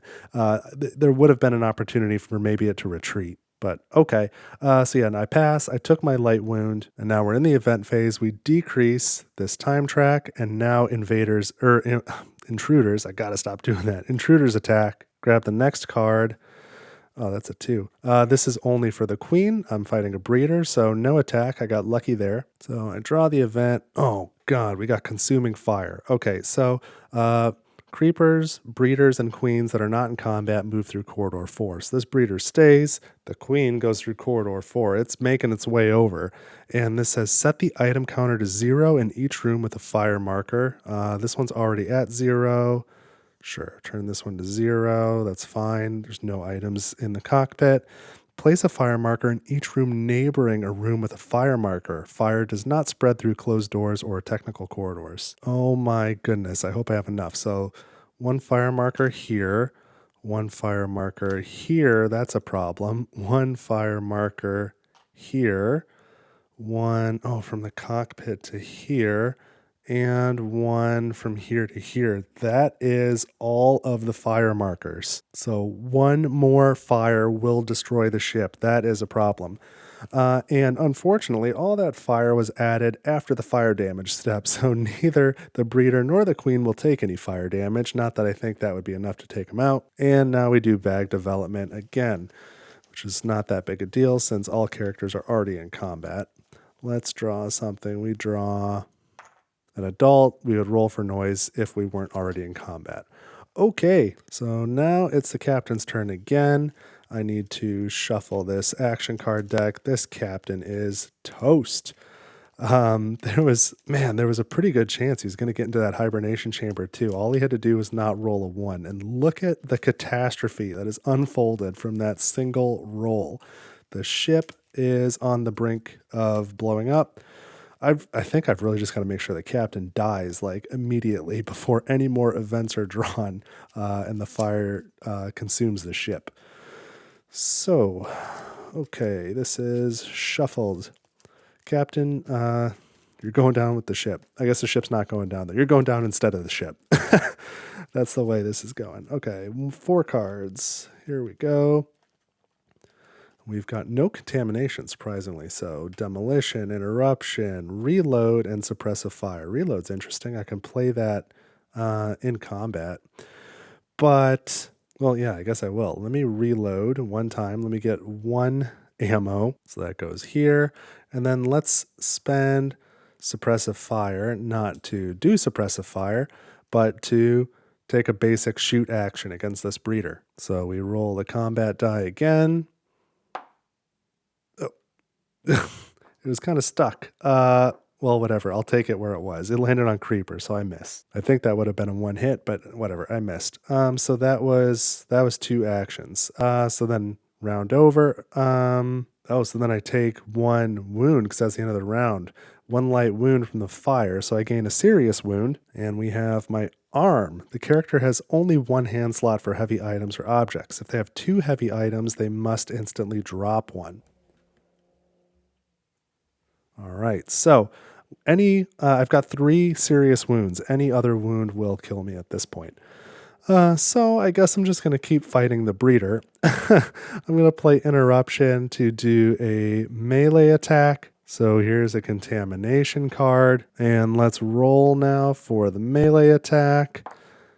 And I got a hit, so okay. I don't know if that's going to help, but 2 damage. Now I draw 2 intruder attack cards to decide if I have defeated the breeder here. And I draw 5 and retreat, wouldn't you know it. So where are we retreating to? We're retreating down corridor 2. So the breeder is going this way towards the queen. That's great. I scared it off. But the room's still on fire, and I don't have enough cards to get into the hibernation chamber anymore. So the only action I have to me is demolition or a basic action. I'm not going to move. That doesn't make any sense. I mean, I don't know where I would go. It could be kind of fun to maybe chase the breeder and go in there and continue the fight.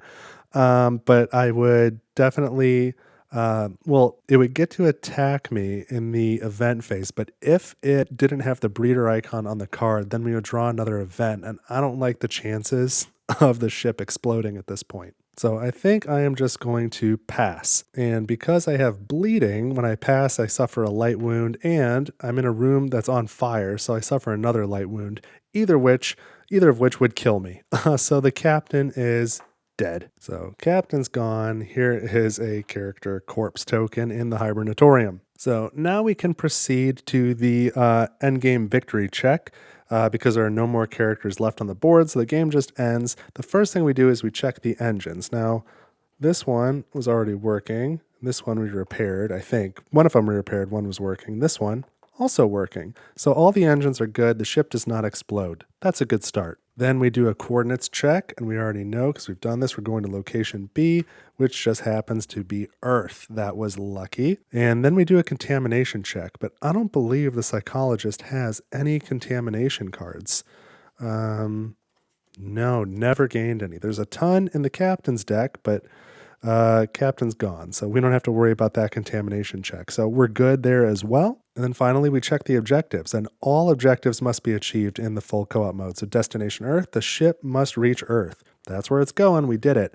And first contact protocol, at least 2 intruder weaknesses must be discovered. We did that too. So this game ends in a victory. The psychologist is the only survivor. She's in the hibernatorium.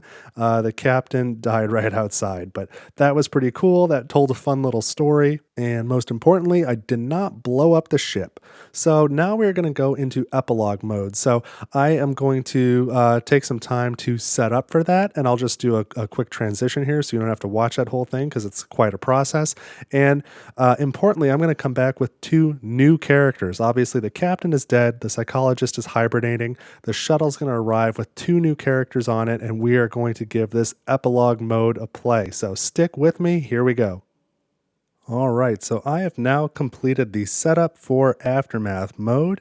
That took a little bit, but we're done. So we've revealed some of the other rooms. We've got these Aftermath exploration tokens everywhere, including the engines and the hibernatorium and the cockpit. I've replaced my 2 characters, so thematically, some time has passed. Again, the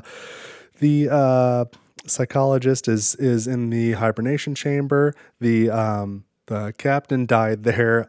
Presumably, the intruders eventually ate his corpse or something, and they've all retreated to who knows where in the ship. But the shuttle has now docked with the Nemesis. You can consider it one ship. And there's a main room here. 3 of these number 2 rooms. We got the server room, the command center, and the cabins. None of them have any inventory. And the 2 characters that I've picked are the pilot from the base game and then the bounty hunter from Aftermath. And so they're starting in the main room, and their goal is to investigate the Nemesis. And so all of the room tiles are explored because they didn't just wake from hibernation. They're not like all foggy. They know the layout of the ship. And they've presumably been sent here by the Wayland Yutani company or something to investigate what's going on with the Nemesis. And they've got their own objectives, and there's a lucrative offer from probably from the CEO of the company or something that's on the table. So we've got 5 rounds to get through this. So let's talk about the characters real quick. Like I said, I've got the pilot here from the base game. The trait from Aftermath says, when you use the cockpit room action, you can open or close any single door anywhere on the ship. My 2 quest items for the pilot are evacuation key. So you activate this in the fire control system room, which is here. And this just lets you unlock or lock one of the escape pods in the evacuation section that you're in. And the other is orbital maneuvering system. You discard an energy charge to activate this. And when you use this, every player, including you, must pass immediately. This player phase immediately ends. This is, in this event phase, skip step 5, intruder attack. So you kind of like bank the ship real hard or something so that everybody stops what they're doing and the intruders don't get to attack. And then if we look at the action cards for the pilot, We have interruption, repairs. Repairs cost 1, so not bad at repairs. Old friend. You'll find the pilot interacts with the ship really well. No surprise there. Old friend is 0 cost, not in combat. If you are in a working room without a computer, use its room action without paying its cost. That's an interesting one. We have computer skills, which if you're in a working room with a computer, use its room action without paying its cost, or open or close one door. So psychologist had computer skills. We've got that too. Knowledge of the ship, 0 cost. Open or close one door in any corridor connected to this room, or look at any one unexplored room tile, then return it face down without looking at the exploration token. That's pretty interesting. Next, we have piloting, 0 cost. If you are in the working cockpit or a room with a computer, use its room action without paying its cost. Or if you're in a room with a computer, check the coordinates. That's really interesting too. We've got search, demolition for 0 cost, search, and rest. So that's the pilot's cards. And the starting item for the pilot is an energy weapon. It's a shotgun with 2 ammunition. And it says every time you deal at least 1 injury, deal 1 additional injury. So there you go. Not a lot of ammo, but that's pretty cool. And then from Aftermath, I've got the Bounty Hunter here. It's purple, the pilot's green. And the Bounty Hunter also comes with Leica here, this dog miniature that starts on the player board. So I guess we'll talk about the trait first, is Leica. So that says each game turn, and that really means each game round, like each time on this time track. Before performing your first action, you can move Leica to a neighboring room or call her back, so place her back on your character board regardless of the distance. When Leica is in the same room as the bounty hunter or as an intruder, automatically call her back. When she is on the main board, she performs noise rolls as any other character. During the event phase, she is considered as the player on the left of the bounty hunter. And then Leica ignores fire and is not attacked by intruders. So that's wild. That's really cool. One of my favorite parts of the game. I really like using Leica. And then we've got 2 quest modes, or 2 quest items. One of them is Seek Mode. So discard tools to activate this.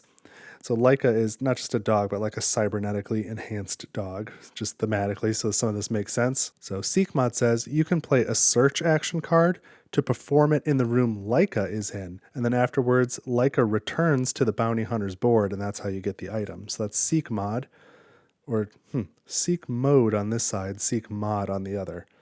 Interesting. And this quest item is Aggro Override. Activate this item in the surgery room, which is here. And Aggro Override says, when Leica should move from the room the bounty hunter is in, so presumably when an intruder arrives, you can deal 1 injury to an intruder in that room instead of moving. So that's the other quest item. And then let's look at the cards that the bounty hunter has. We've got Rest, Tactical Move, 0 cost when you're in combat. Spend 1 ammo from any of your weapons. Move your character and an intruder in the room you are in to any neighboring room without performing a noise roll. You do not trigger any intruder attack. That is a very interesting card. We've got Repairs for a cost of 1. Sentinel. This one's very interesting. You only use it in combat. It says play only if Leica is on the bounty hunter board. So on the player board here, discard this card to ignore a surprise attack. Or discard this card when an intruder attack would kill you. Discard Leica, both the trait card and the miniature, and ignore this intruder attack. That is brutal. Then we've got Search. We've got Taking Aim, 0 cost when you're in combat. Perform a shoot action with your energy weapon. You can re-roll your first result of the combat die. That's cool. Go Girl, you use this when you're not in combat, 0 cost. You can move Leica to a neighboring room or return her to the bounty hunter board. You've got your interruption card, demolition for 0 cost, one more search card. So that is what is in the Bounty Hunter deck. So I guess now we'll talk about our personal objectives, personal requirements here. So the Bounty Hunters is called Login, and that just says send a signal. So that's all the Bounty Hunter is going to do is send a signal. The pilot has destroying the evidence. I like this one. You must have a malfunction marker in the hibernatorium. So the pilot is like out to take out the psychologist who's in there. That's fun. And then the lucrative offer remains. Anyone can take that at any time. That says to send the signal and escape in an escape pod with an intruder egg. So only one person can have that. The 2 intruder weaknesses that we unveiled during the gameplay part both have a status marker on them to show that these characters don't know about those weaknesses. So we would have to rediscover them in the laboratory the same way that we discovered them the first time in order for them to apply. And then the crawl deck is still out. I'm kind of disappointed I didn't use it in the first part, but hopefully I'll use it here. I've got the first player token on the pilot. The other main objective, in addition to our personal ones, are we need to go through the whole Nemesis and reveal all of the aftermath exploration tokens, or in a 2-player game or a 2-character game, you may leave up to 3 unexplored. But we've just got these 5 rounds to do that. And when that time runs out, this shuttle leaves with or without us, and we need to have accomplished our objectives and be on the shuttle or have escaped in an escape pod and have found all these exploration tokens or revealed them all. One thing I skipped was the starting item for the Bounty Hunter. There's not too much about it. It's an energy weapon. It's a rifle. It says rifle 247, ammo 5. It has no special ability. It's just an energy weapon. So the other thing we need to do at the beginning of the game before we get started is reveal the first alert. So we're going to have to resolve 2 alerts. We only have 2 full rounds to resolve this one. And so I have gone through the whole deck and only pulled the alert cards that are for 2+ players. Some of them are for 3 or more, or 4 or more, or 5 or more players. So the first alert card we get is disarming the bomb. So perform an activation action. So just spend 1 card basically in the generator room. So where's the generator room? Way over there. So somebody needs to go to that room and perform this action, which is just a cost of 1 card. After that happens, 1 player must then perform an activation action in the armory room, which is here. So at least those 2 are near each other. Conceivably, 1 character could do both of those things. So maybe we'll leave that right there. So we've got 2 full rounds to do those 2 things, and they have to be done in that order. If we don't accomplish that, we immediately lose. And so as a quick reminder, one thing that's super important is from this main room on the shuttle, you can do a basic move to any room with a technical corridor, and vice versa. With any room with a technical corridor, you could do a basic move to any of these 3 rooms on the shuttle. So we need to be zipping around this ship. And then, we still have the crawl deck, which would allow us to go from 1 technical corridor on this ship to another, or conceivably, I guess, from here to here, but there's like no reason to do that. So, okay, I think we are ready. Let's get going, and we're going to start with the pilot. And I guess we can't do that till I draw 5 cards, huh? 1, 2, 3, 4, 5. So we've got computer skills, knowledge of the ship, search, repairs, and interruption. So we got to move quick. And I'm going to start by spending interruption to do a basic move action. From here, I'll go to this engine room. So I'm going into this throughout this technical corridors, and this is where I emerge in engine room 1. So let's reveal this exploration tile, an egg. And so let's add an egg heavy item to this room. And then we remove this token from the board. And you know what? Then I'm going to take a basic action. I'm just going to spend repairs to pick up this heavy object. And I'll put that in my left hand. That might be useful. Oh, and I needed to do a noise roll for that basic move. So let's do that. Roll 4. Okay. So noise in this corridor here. And now we go to the bounty hunter. I guess I should have dealt 5 cards to the bounty hunter too, huh? We have interruption, rest, search, demolition, and sentinel. Okay. So before I take my first action this round, I'm going to have Leica move first. And so Leica's going to move through this technical corridor and come out here in the storage room, I think. And so we reveal this exploration token. Oh, a larva. So this is not an attack, it just makes a larva go there. And we need to do a noise roll for that move. 1. So we add a noise marker to that hallway there. And when Leica is in the same room as the bounty hunter or an intruder, automatically call her back. So there's an intruder in that room now, so Leica just comes back. But that's one less room that we need to go to. And so that was my trait. I still have a couple moves left. And I will start by spending interruption to do a basic move action through this technical corridor. And where do we want to go first? The generator room, which is up here. There is a technical corridor. So we come out there, reveal this exploration token. Ooh, fire. The room is on fire. Okay, that's going to make things a little tricky. All right, so the room's on fire, and I need to do a noise roll. So let's do the roll. 3. That's probably what I wanted the least. 4 would have been good. Okay, so that was my first action. My second action is I am going to spend this rest card, and I'm going to take this activation action. So I'm spending the card to take that action in the generator room. So that's the first step of disarming the bomb. So apparently there's a bomb on board. I'm just going to mark that that is done. That's the end of my turn. The room is on fire. So that'll be 1 light wound for me. So now we go back to the pilot, and I'm going to spend knowledge of the ship to take a basic move action to this fire control system room. So let's reveal what token we get there. Ooh, the lockdown token. I like this one. It's fun. This locks all the doors except through the corridor where you just moved.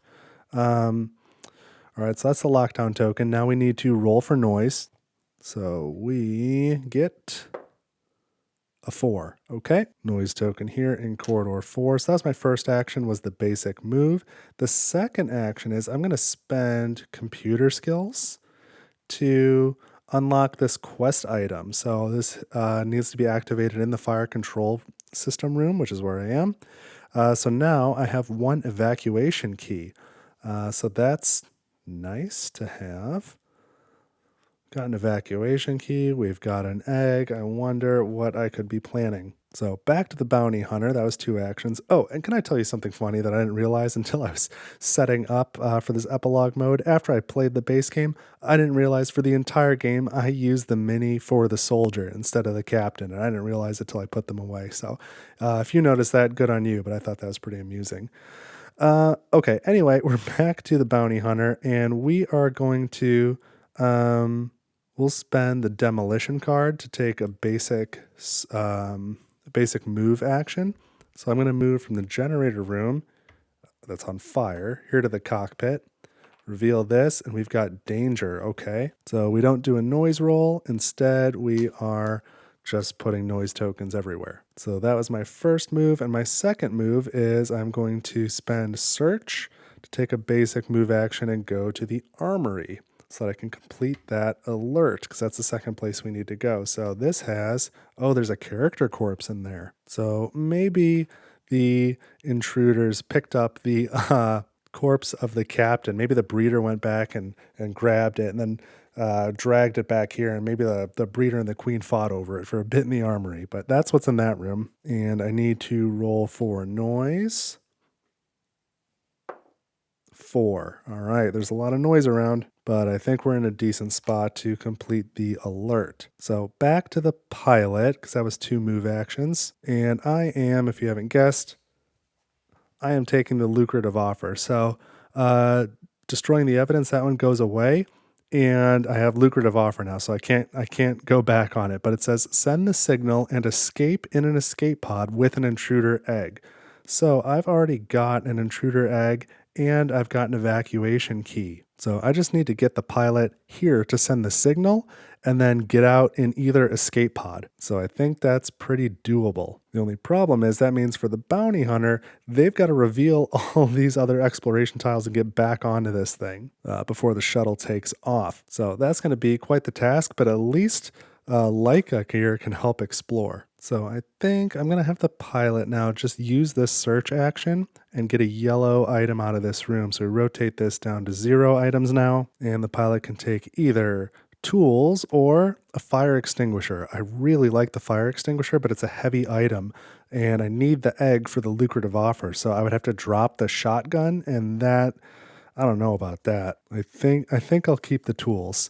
Um, Although this will like instantly make an intruder go away, but it's a one-time use only, so that worries me. So now the pilot passes and we go back to the bounty hunter, and I could spend this card to take the activation action in the armory room and then be done with this alert. But I think I want to hold on to this card because this will help me ignore a surprise attack, and there's a good chance that I'm going to have to roll for noise. Or what I should say is, I don't know if I have to roll for noise, but if I do, there's a good chance that I will have an encounter. So now the bounty hunter passes, the pilot has passed, they've both passed. So now we go to the event phase and we advance the time track from 5 to 4.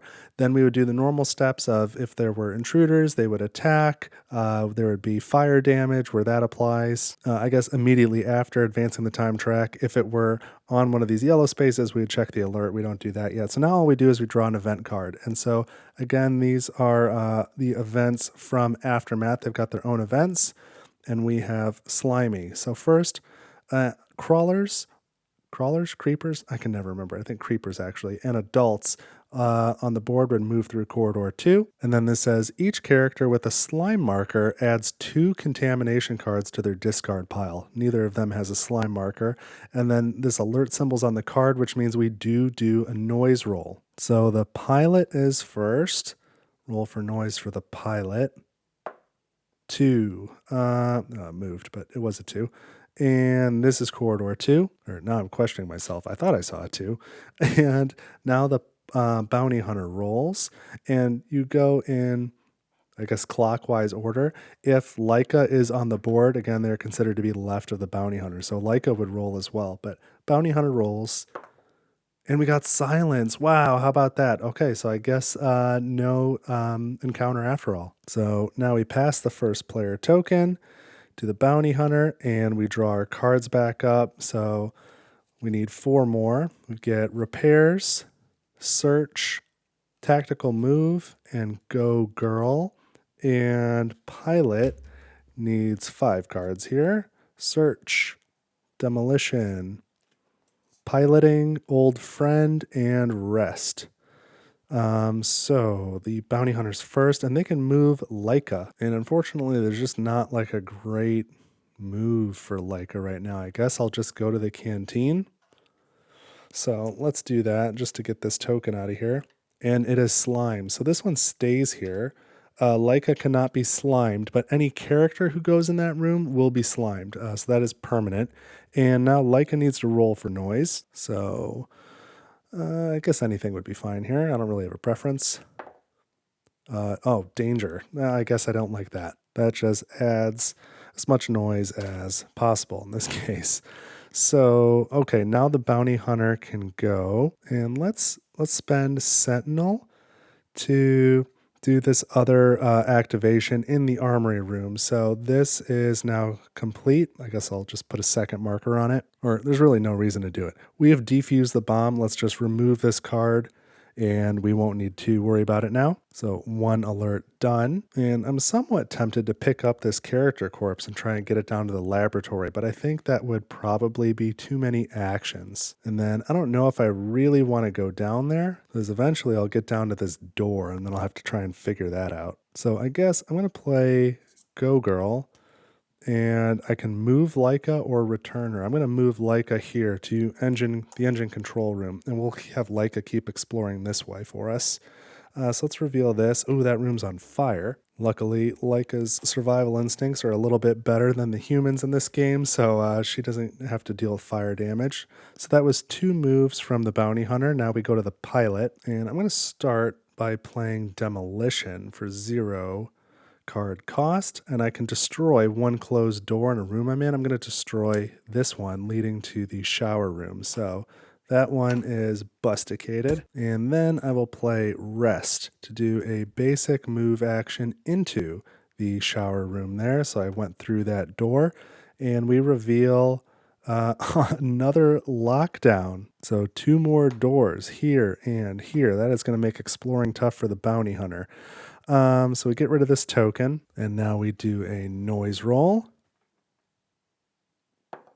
And we got a 4. What corridor is that? Oh, that's the technical corridor. Okay. So let's throw some noise up there. So that's 2 actions for the pilot. They broke the door, moved into the shower room, back to the bounty hunter now. And the bounty hunter is just so surrounded by noise. I'm not really thrilled about that. But I think I am going to spend this repairs card to do a basic move, believe it or not. And man, none of these options are good. I don't want to go this way to get slimed. I don't want to backtrack to here because I'll probably have an encounter. And then the 2 closest technical corridors are these that can help me travel back to the shuttle and get somewhere else, or use the crawl deck. But of course, that one's on fire. That one has an intruder in it. And Leica's kind of moving around this way. So I guess I could like come down here. I could go to the airlock control and then evacuation section A. And then I may as well go to the laboratory and then double back to get somewhere else. But I would have to get slime to do that and probably an encounter. So I'm not loving these options. So maybe I'll start by just doing a search action and see what I can find in this room. There's 1 red item in this armory. So it's going to be either an energy charge or an energy charge. All right, I've got an energy charge then. I don't know how much that helps. I guess it's ammo. Or, I guess I could open or close doors. That's useful. So I got the ammo, and then I'll use tactical move, and I'm going to do a basic move action and probably have an encounter. But it looks like that's just what it is. So I'm going to go this way to the cockpit, and we need to roll for noise. So how'd you get yourself into this mess, bounty hunter? I got a 4. Okay, yep, that's an encounter. So let's draw a token from the bag before I remove any noise markers. And, oh, we got a breeder. The breeder's back. If I have less than 3 cards, then I get immediately attacked, and that is going to be the case. Man, the breeders never come out. It's really cool that I'm getting to see them today, even though they're going to, like, rip this guy's face off. So that's what you get for disarming the bomb, dude. All right, the breeder is here, and it's in a really cool pose. It's too bad you got this top-down angle. It's usually a pretty good angle, but not to show how menacing this breeder is right now. But we get Frenzy, and that does have the breeder icon on it. So what is this going to do? All characters in the room who have at least 2 serious wounds die. All other characters in this room suffer 1 serious wound. All right, so we're getting a serious wound. And we draw bleeding. Each time you pass in the player phase, your character suffers 1 light wound. That is going to add up quick. Maybe we'll just put that there. Okay, so that was my second action. So guess what? I pass. So I gain a light wound. So let's see if we can get the pilot out of here. No, we don't pass the token. It just goes back to the pilot now. So I've got my egg. I've got my evacuation key. I do need to send the signal. And there are all these doors in the way. But guess what I played with today? I played with the crawl deck. So I'm going to spend, I think, this search card to take the crawl action because I'm in a room with the technical corridors. So I'm going to move through the technical corridors. It's like a basic move action, but I come out in another room with technical corridors. And the question is, so I need to go to the comms room and then to an evacuation room, which I suppose could be either one, but the comms room is not connected to a technical corridors itself. So I can either go to the alarm room or the engine room. And I think I'll go to the engine room.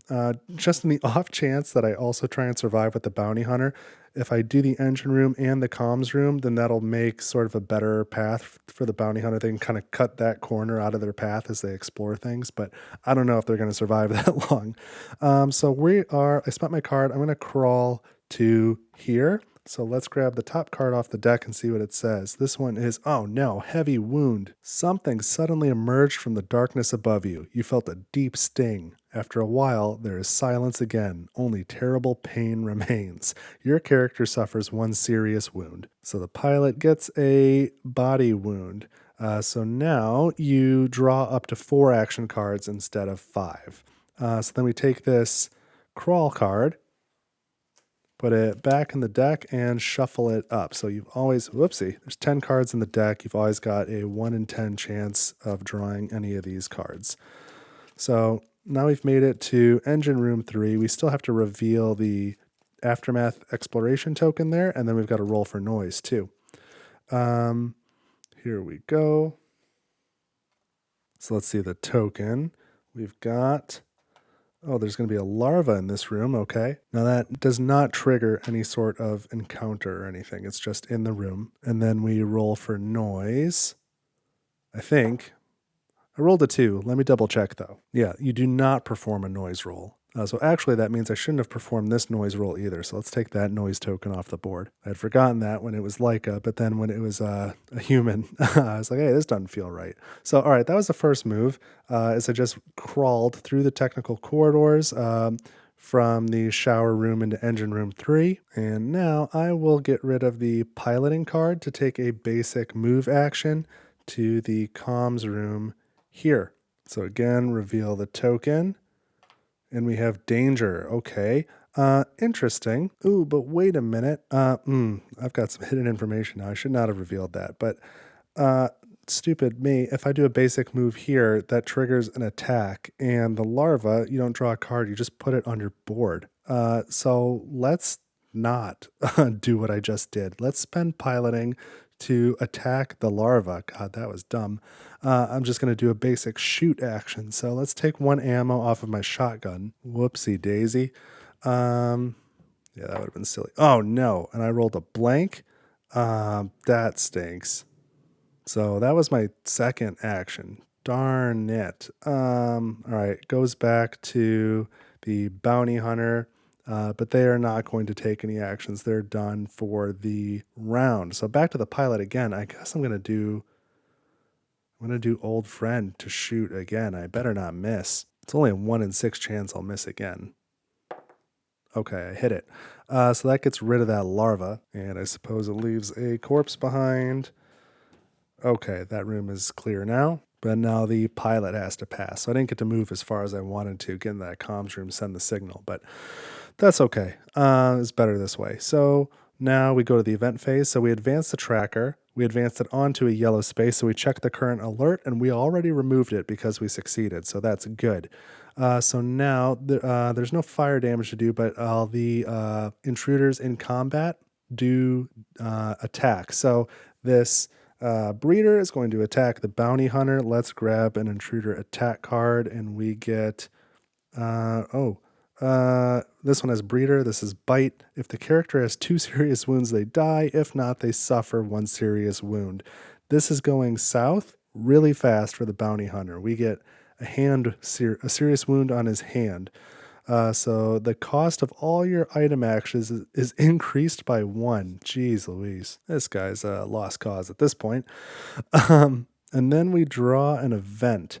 So we get warbling. So any adults or breeders not in combat move through corridor 4, and then place a noise marker in each corridor connected to an engine room. Oh boy, that's a lot of corridors. So these 2, oopsie, connected engine room 3, these 2 connected engine room 2, and another one here connected engine room 1.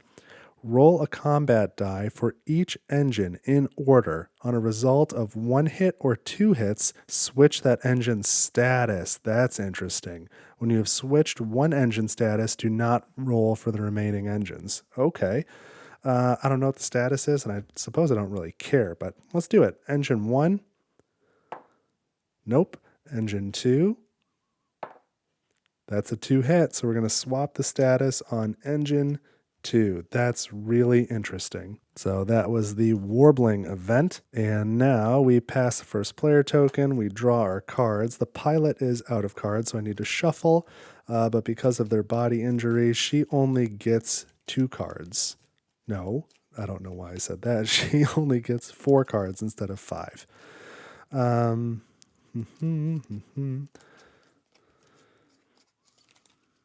Okay, 1, 2, 3, and 4. So we have 2 search cards, knowledge of the ship and piloting. Try and put these somewhere somewhat visible. And the bounty hunter draws 5 cards. We get taking aim.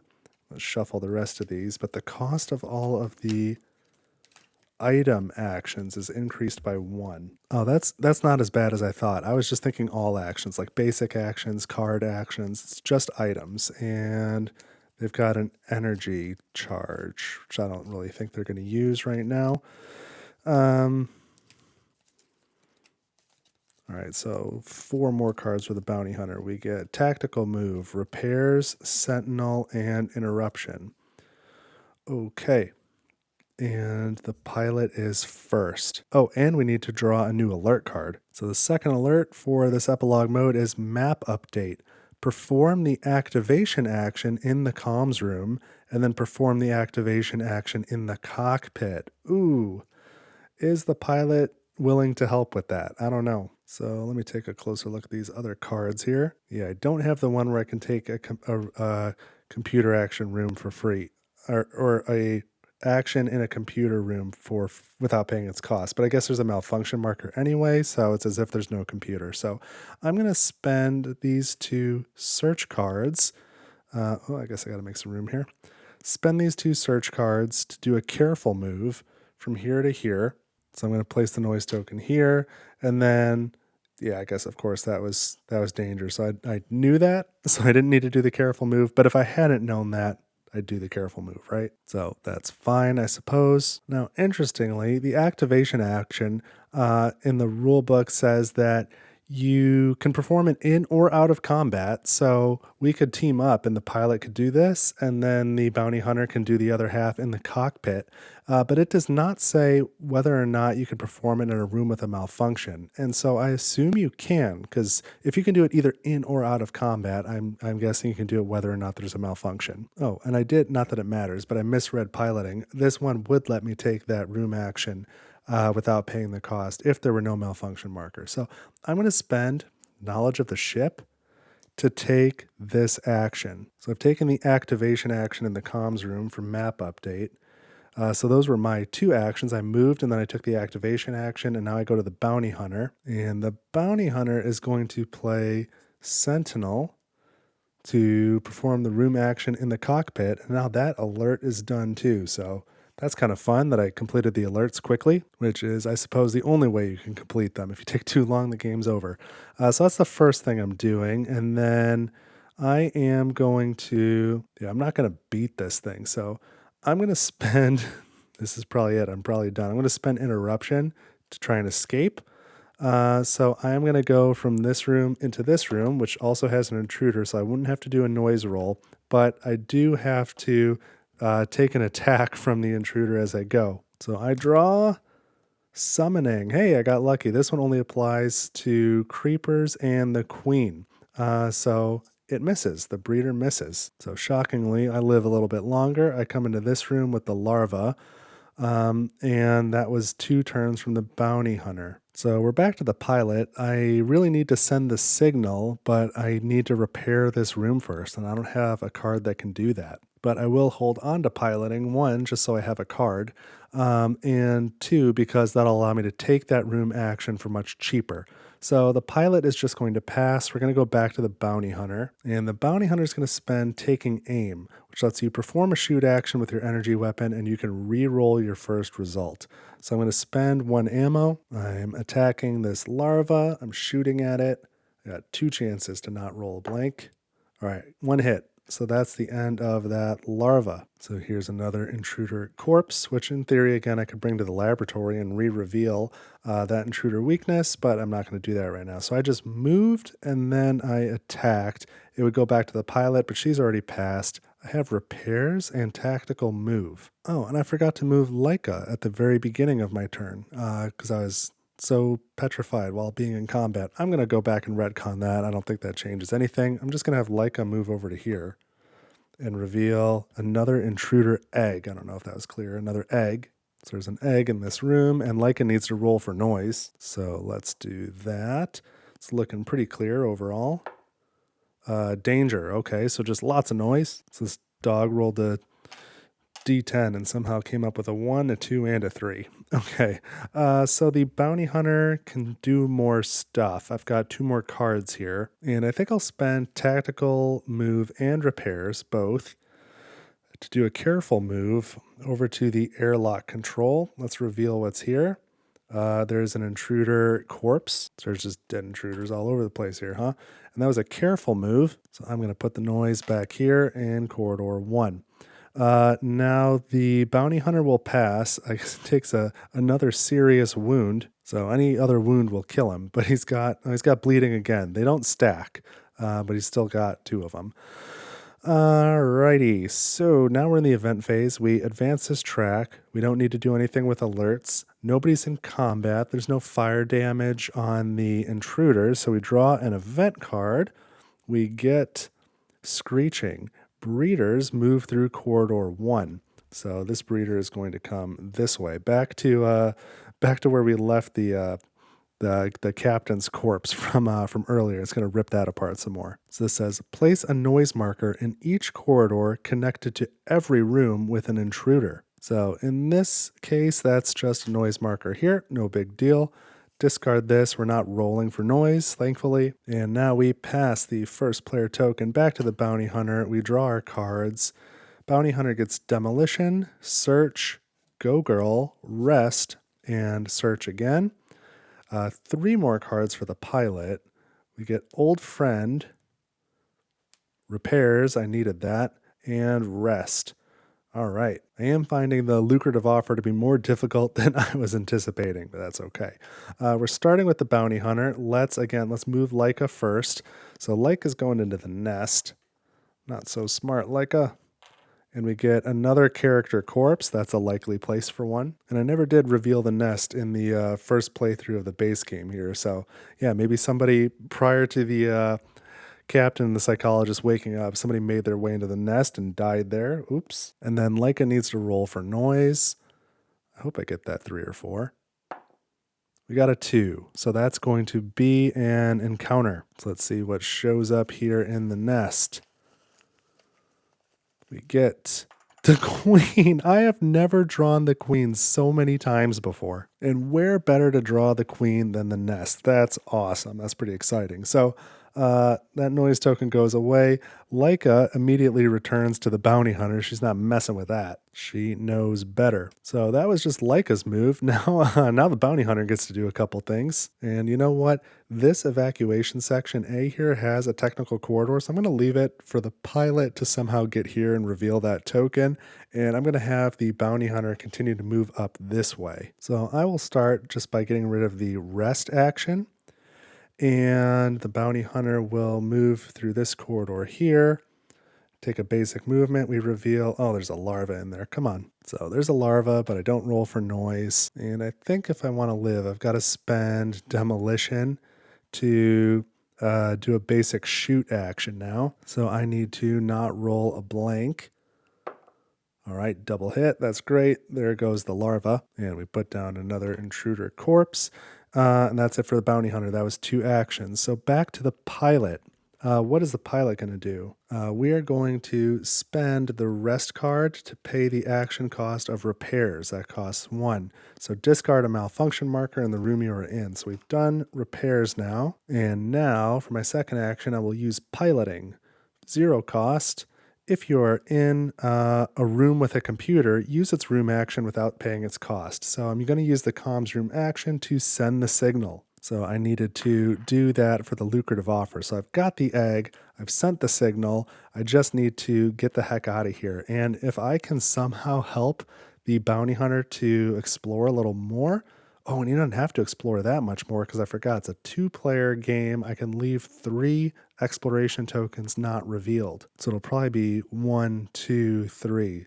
I can reveal this one as the pilot. I can get the bounty hunter here and Leica and then get him back to the shuttle. But the bleeding is going to kill him. So I've got to search while I'm in there and be able to heal myself somehow. Oh, but that'll be hard because the action cost will be increased by 1. I think he's probably dead, but it's going to be really close. So anyway, the pilot has repaired the comms room, sent the signal. We go back to the bounty hunter, and I guess I am going to spend this search card to do a basic move action to go into here. So we reveal what we've got. Oh, it's another larva. That's terrible. That is it for the bounty hunter, I think. But now I'm going to spend search and hopefully get some sort of item that would heal me, but it wouldn't matter because I don't have enough cards to use it. But let's check the green item deck, and we get adrenaline injection and med kit. Neither of those would have helped me. I needed something else. I don't know what. but I guess I'll take the med kit. Like we'll make it so that it at least seems like he's trying, right? You know, it's a highly thematic game. We're telling a story here, so he's not going down yet. So now we go back to the pilot. So the pilot really needs to get the heck out of here. She's gonna spend old friend to do a basic move action here and doesn't need to roll because there's already a character and an intruder in that room. So she can't take another action, so she passes, and we go to the bounty hunter now. And he's like, oh, I thought you took the lucrative offer, but you came back to help me, so I'm going to use my dying breath to spend my Go Girl card to destroy this larva. I'm going to shoot at it. So we need to roll a combat die, and let's just not roll a blank. That's a creeper, so that's enough. We get the larva, we shoot it, we add the token to this room, and now the bounty hunter passes, and because he's bleeding each time he passes, he suffers a light wound. He's already got 3 serious wounds, so that one other light wound puts him over the edge. He is dead. So sorry, bounty hunter. You're a corpse now. You're out of the game. And the pilot has to pass as well. So we go to the event phase. We start by advancing this track to 1, and then we would check the alert, but we removed it because we already completed the alert. That's great.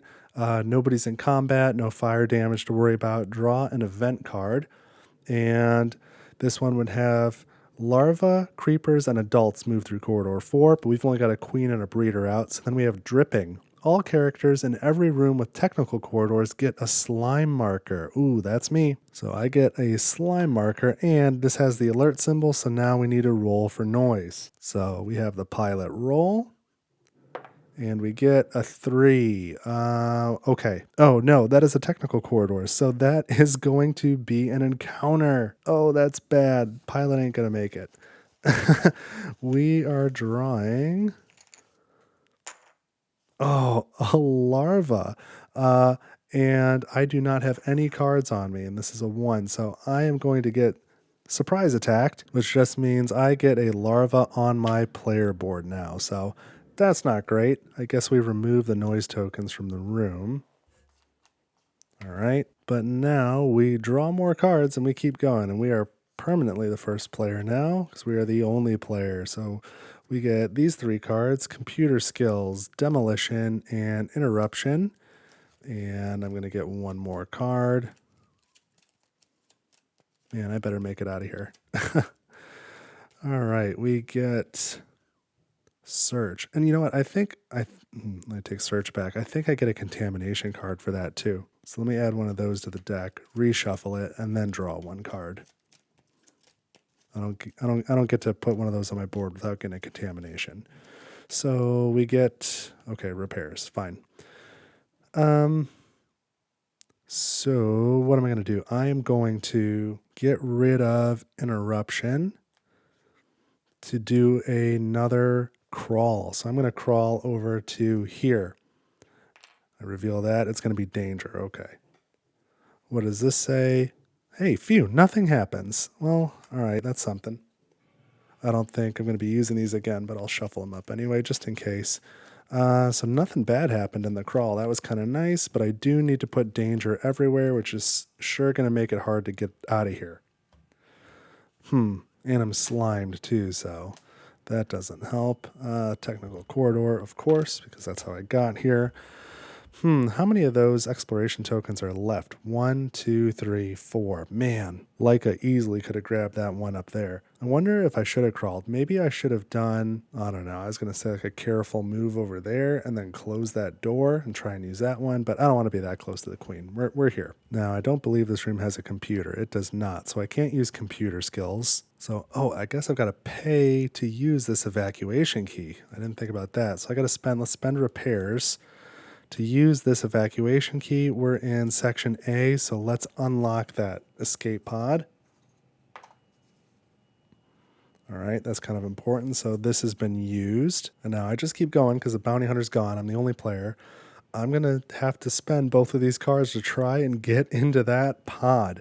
So I need to roll. The only thing I can roll is silence or danger. If I roll any number, there's going to be an encounter, and this is the last turn. So this has got to be it. It's coming down to this last roll. So it's a pretty rare case where you're aiming to get danger, but that would be a great roll. Let's see. Silence! So I am slimed. So silence is treated as danger, which means in any adjacent rooms, if there's an intruder that's not in combat, it enters this room. That's not the case. So then I would just add noise tokens to all the corridors, but that's already done. So there is no encounter. I get in the escape pod. Oh man. And launch that thing the heck out of here. And now there are no more players left on the board. And even if there were, I had no more cards.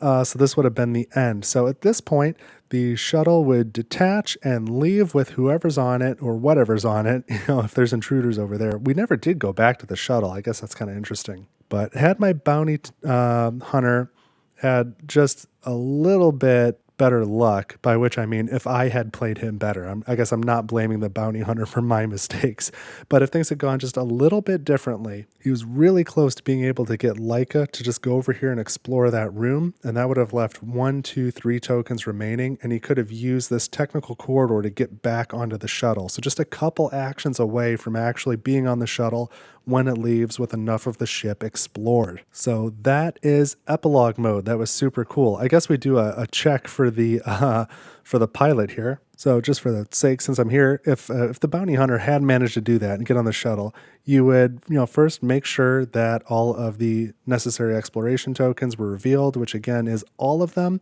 In a 3, 4, or 5 player game, you're allowed to have at least you're allowed to have up to 3 remaining in a 2 player game. Doesn't specify for solo. For solo, I might give you a little more slack than that. But then if that had been the case, players also need to fulfill their personal requirement, which I guess the bounty hunter didn't do. He never got anywhere. Well, he was close to the comms room to send the signal. I kind of forgot he even needed to do that. The signal was sent, but the bounty hunter didn't do it. I don't know if that counts or not. I guess it doesn't matter at this point. And then the character must be on the shuttle when the shuttle leaves. And then any players who make it that far must do the normal contamination check, just like in the base game. But the pilot grabbed the lucrative offer.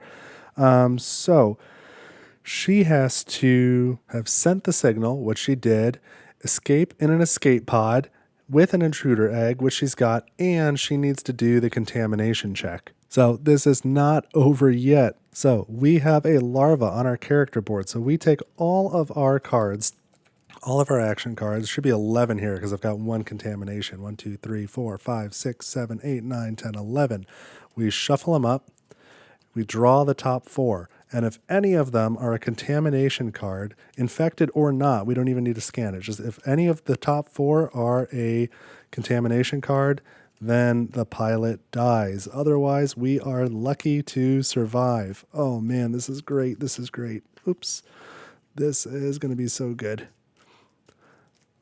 Shuffle them really good. All right, 4 cards. Ready. Piloting.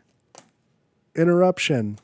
Contamination. Oh no, the chest burster got the pilot. Oh, we were close. So she worked real hard for that lucrative offer, and man, it didn't pay off in the end. Oh well.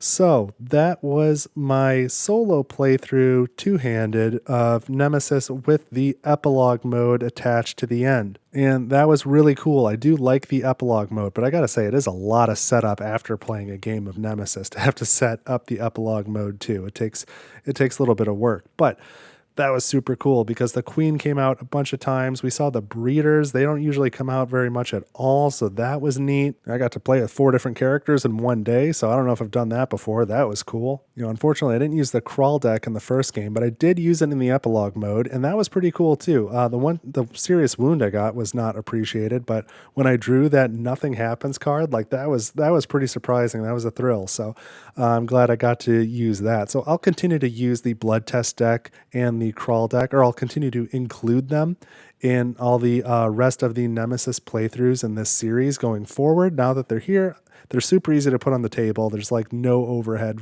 or for managing it or setting it up. So I'll continue to leave them there, and sometimes I might use them and sometimes I might not, but now they're there. So that was pretty cool. Let me know what you think in the comments. If you've got any questions, if you noticed any rules mistakes, just let me know. Happy to talk to you about the game. And then please do leave a like on the video and consider subscribing to the channel. I would really appreciate that.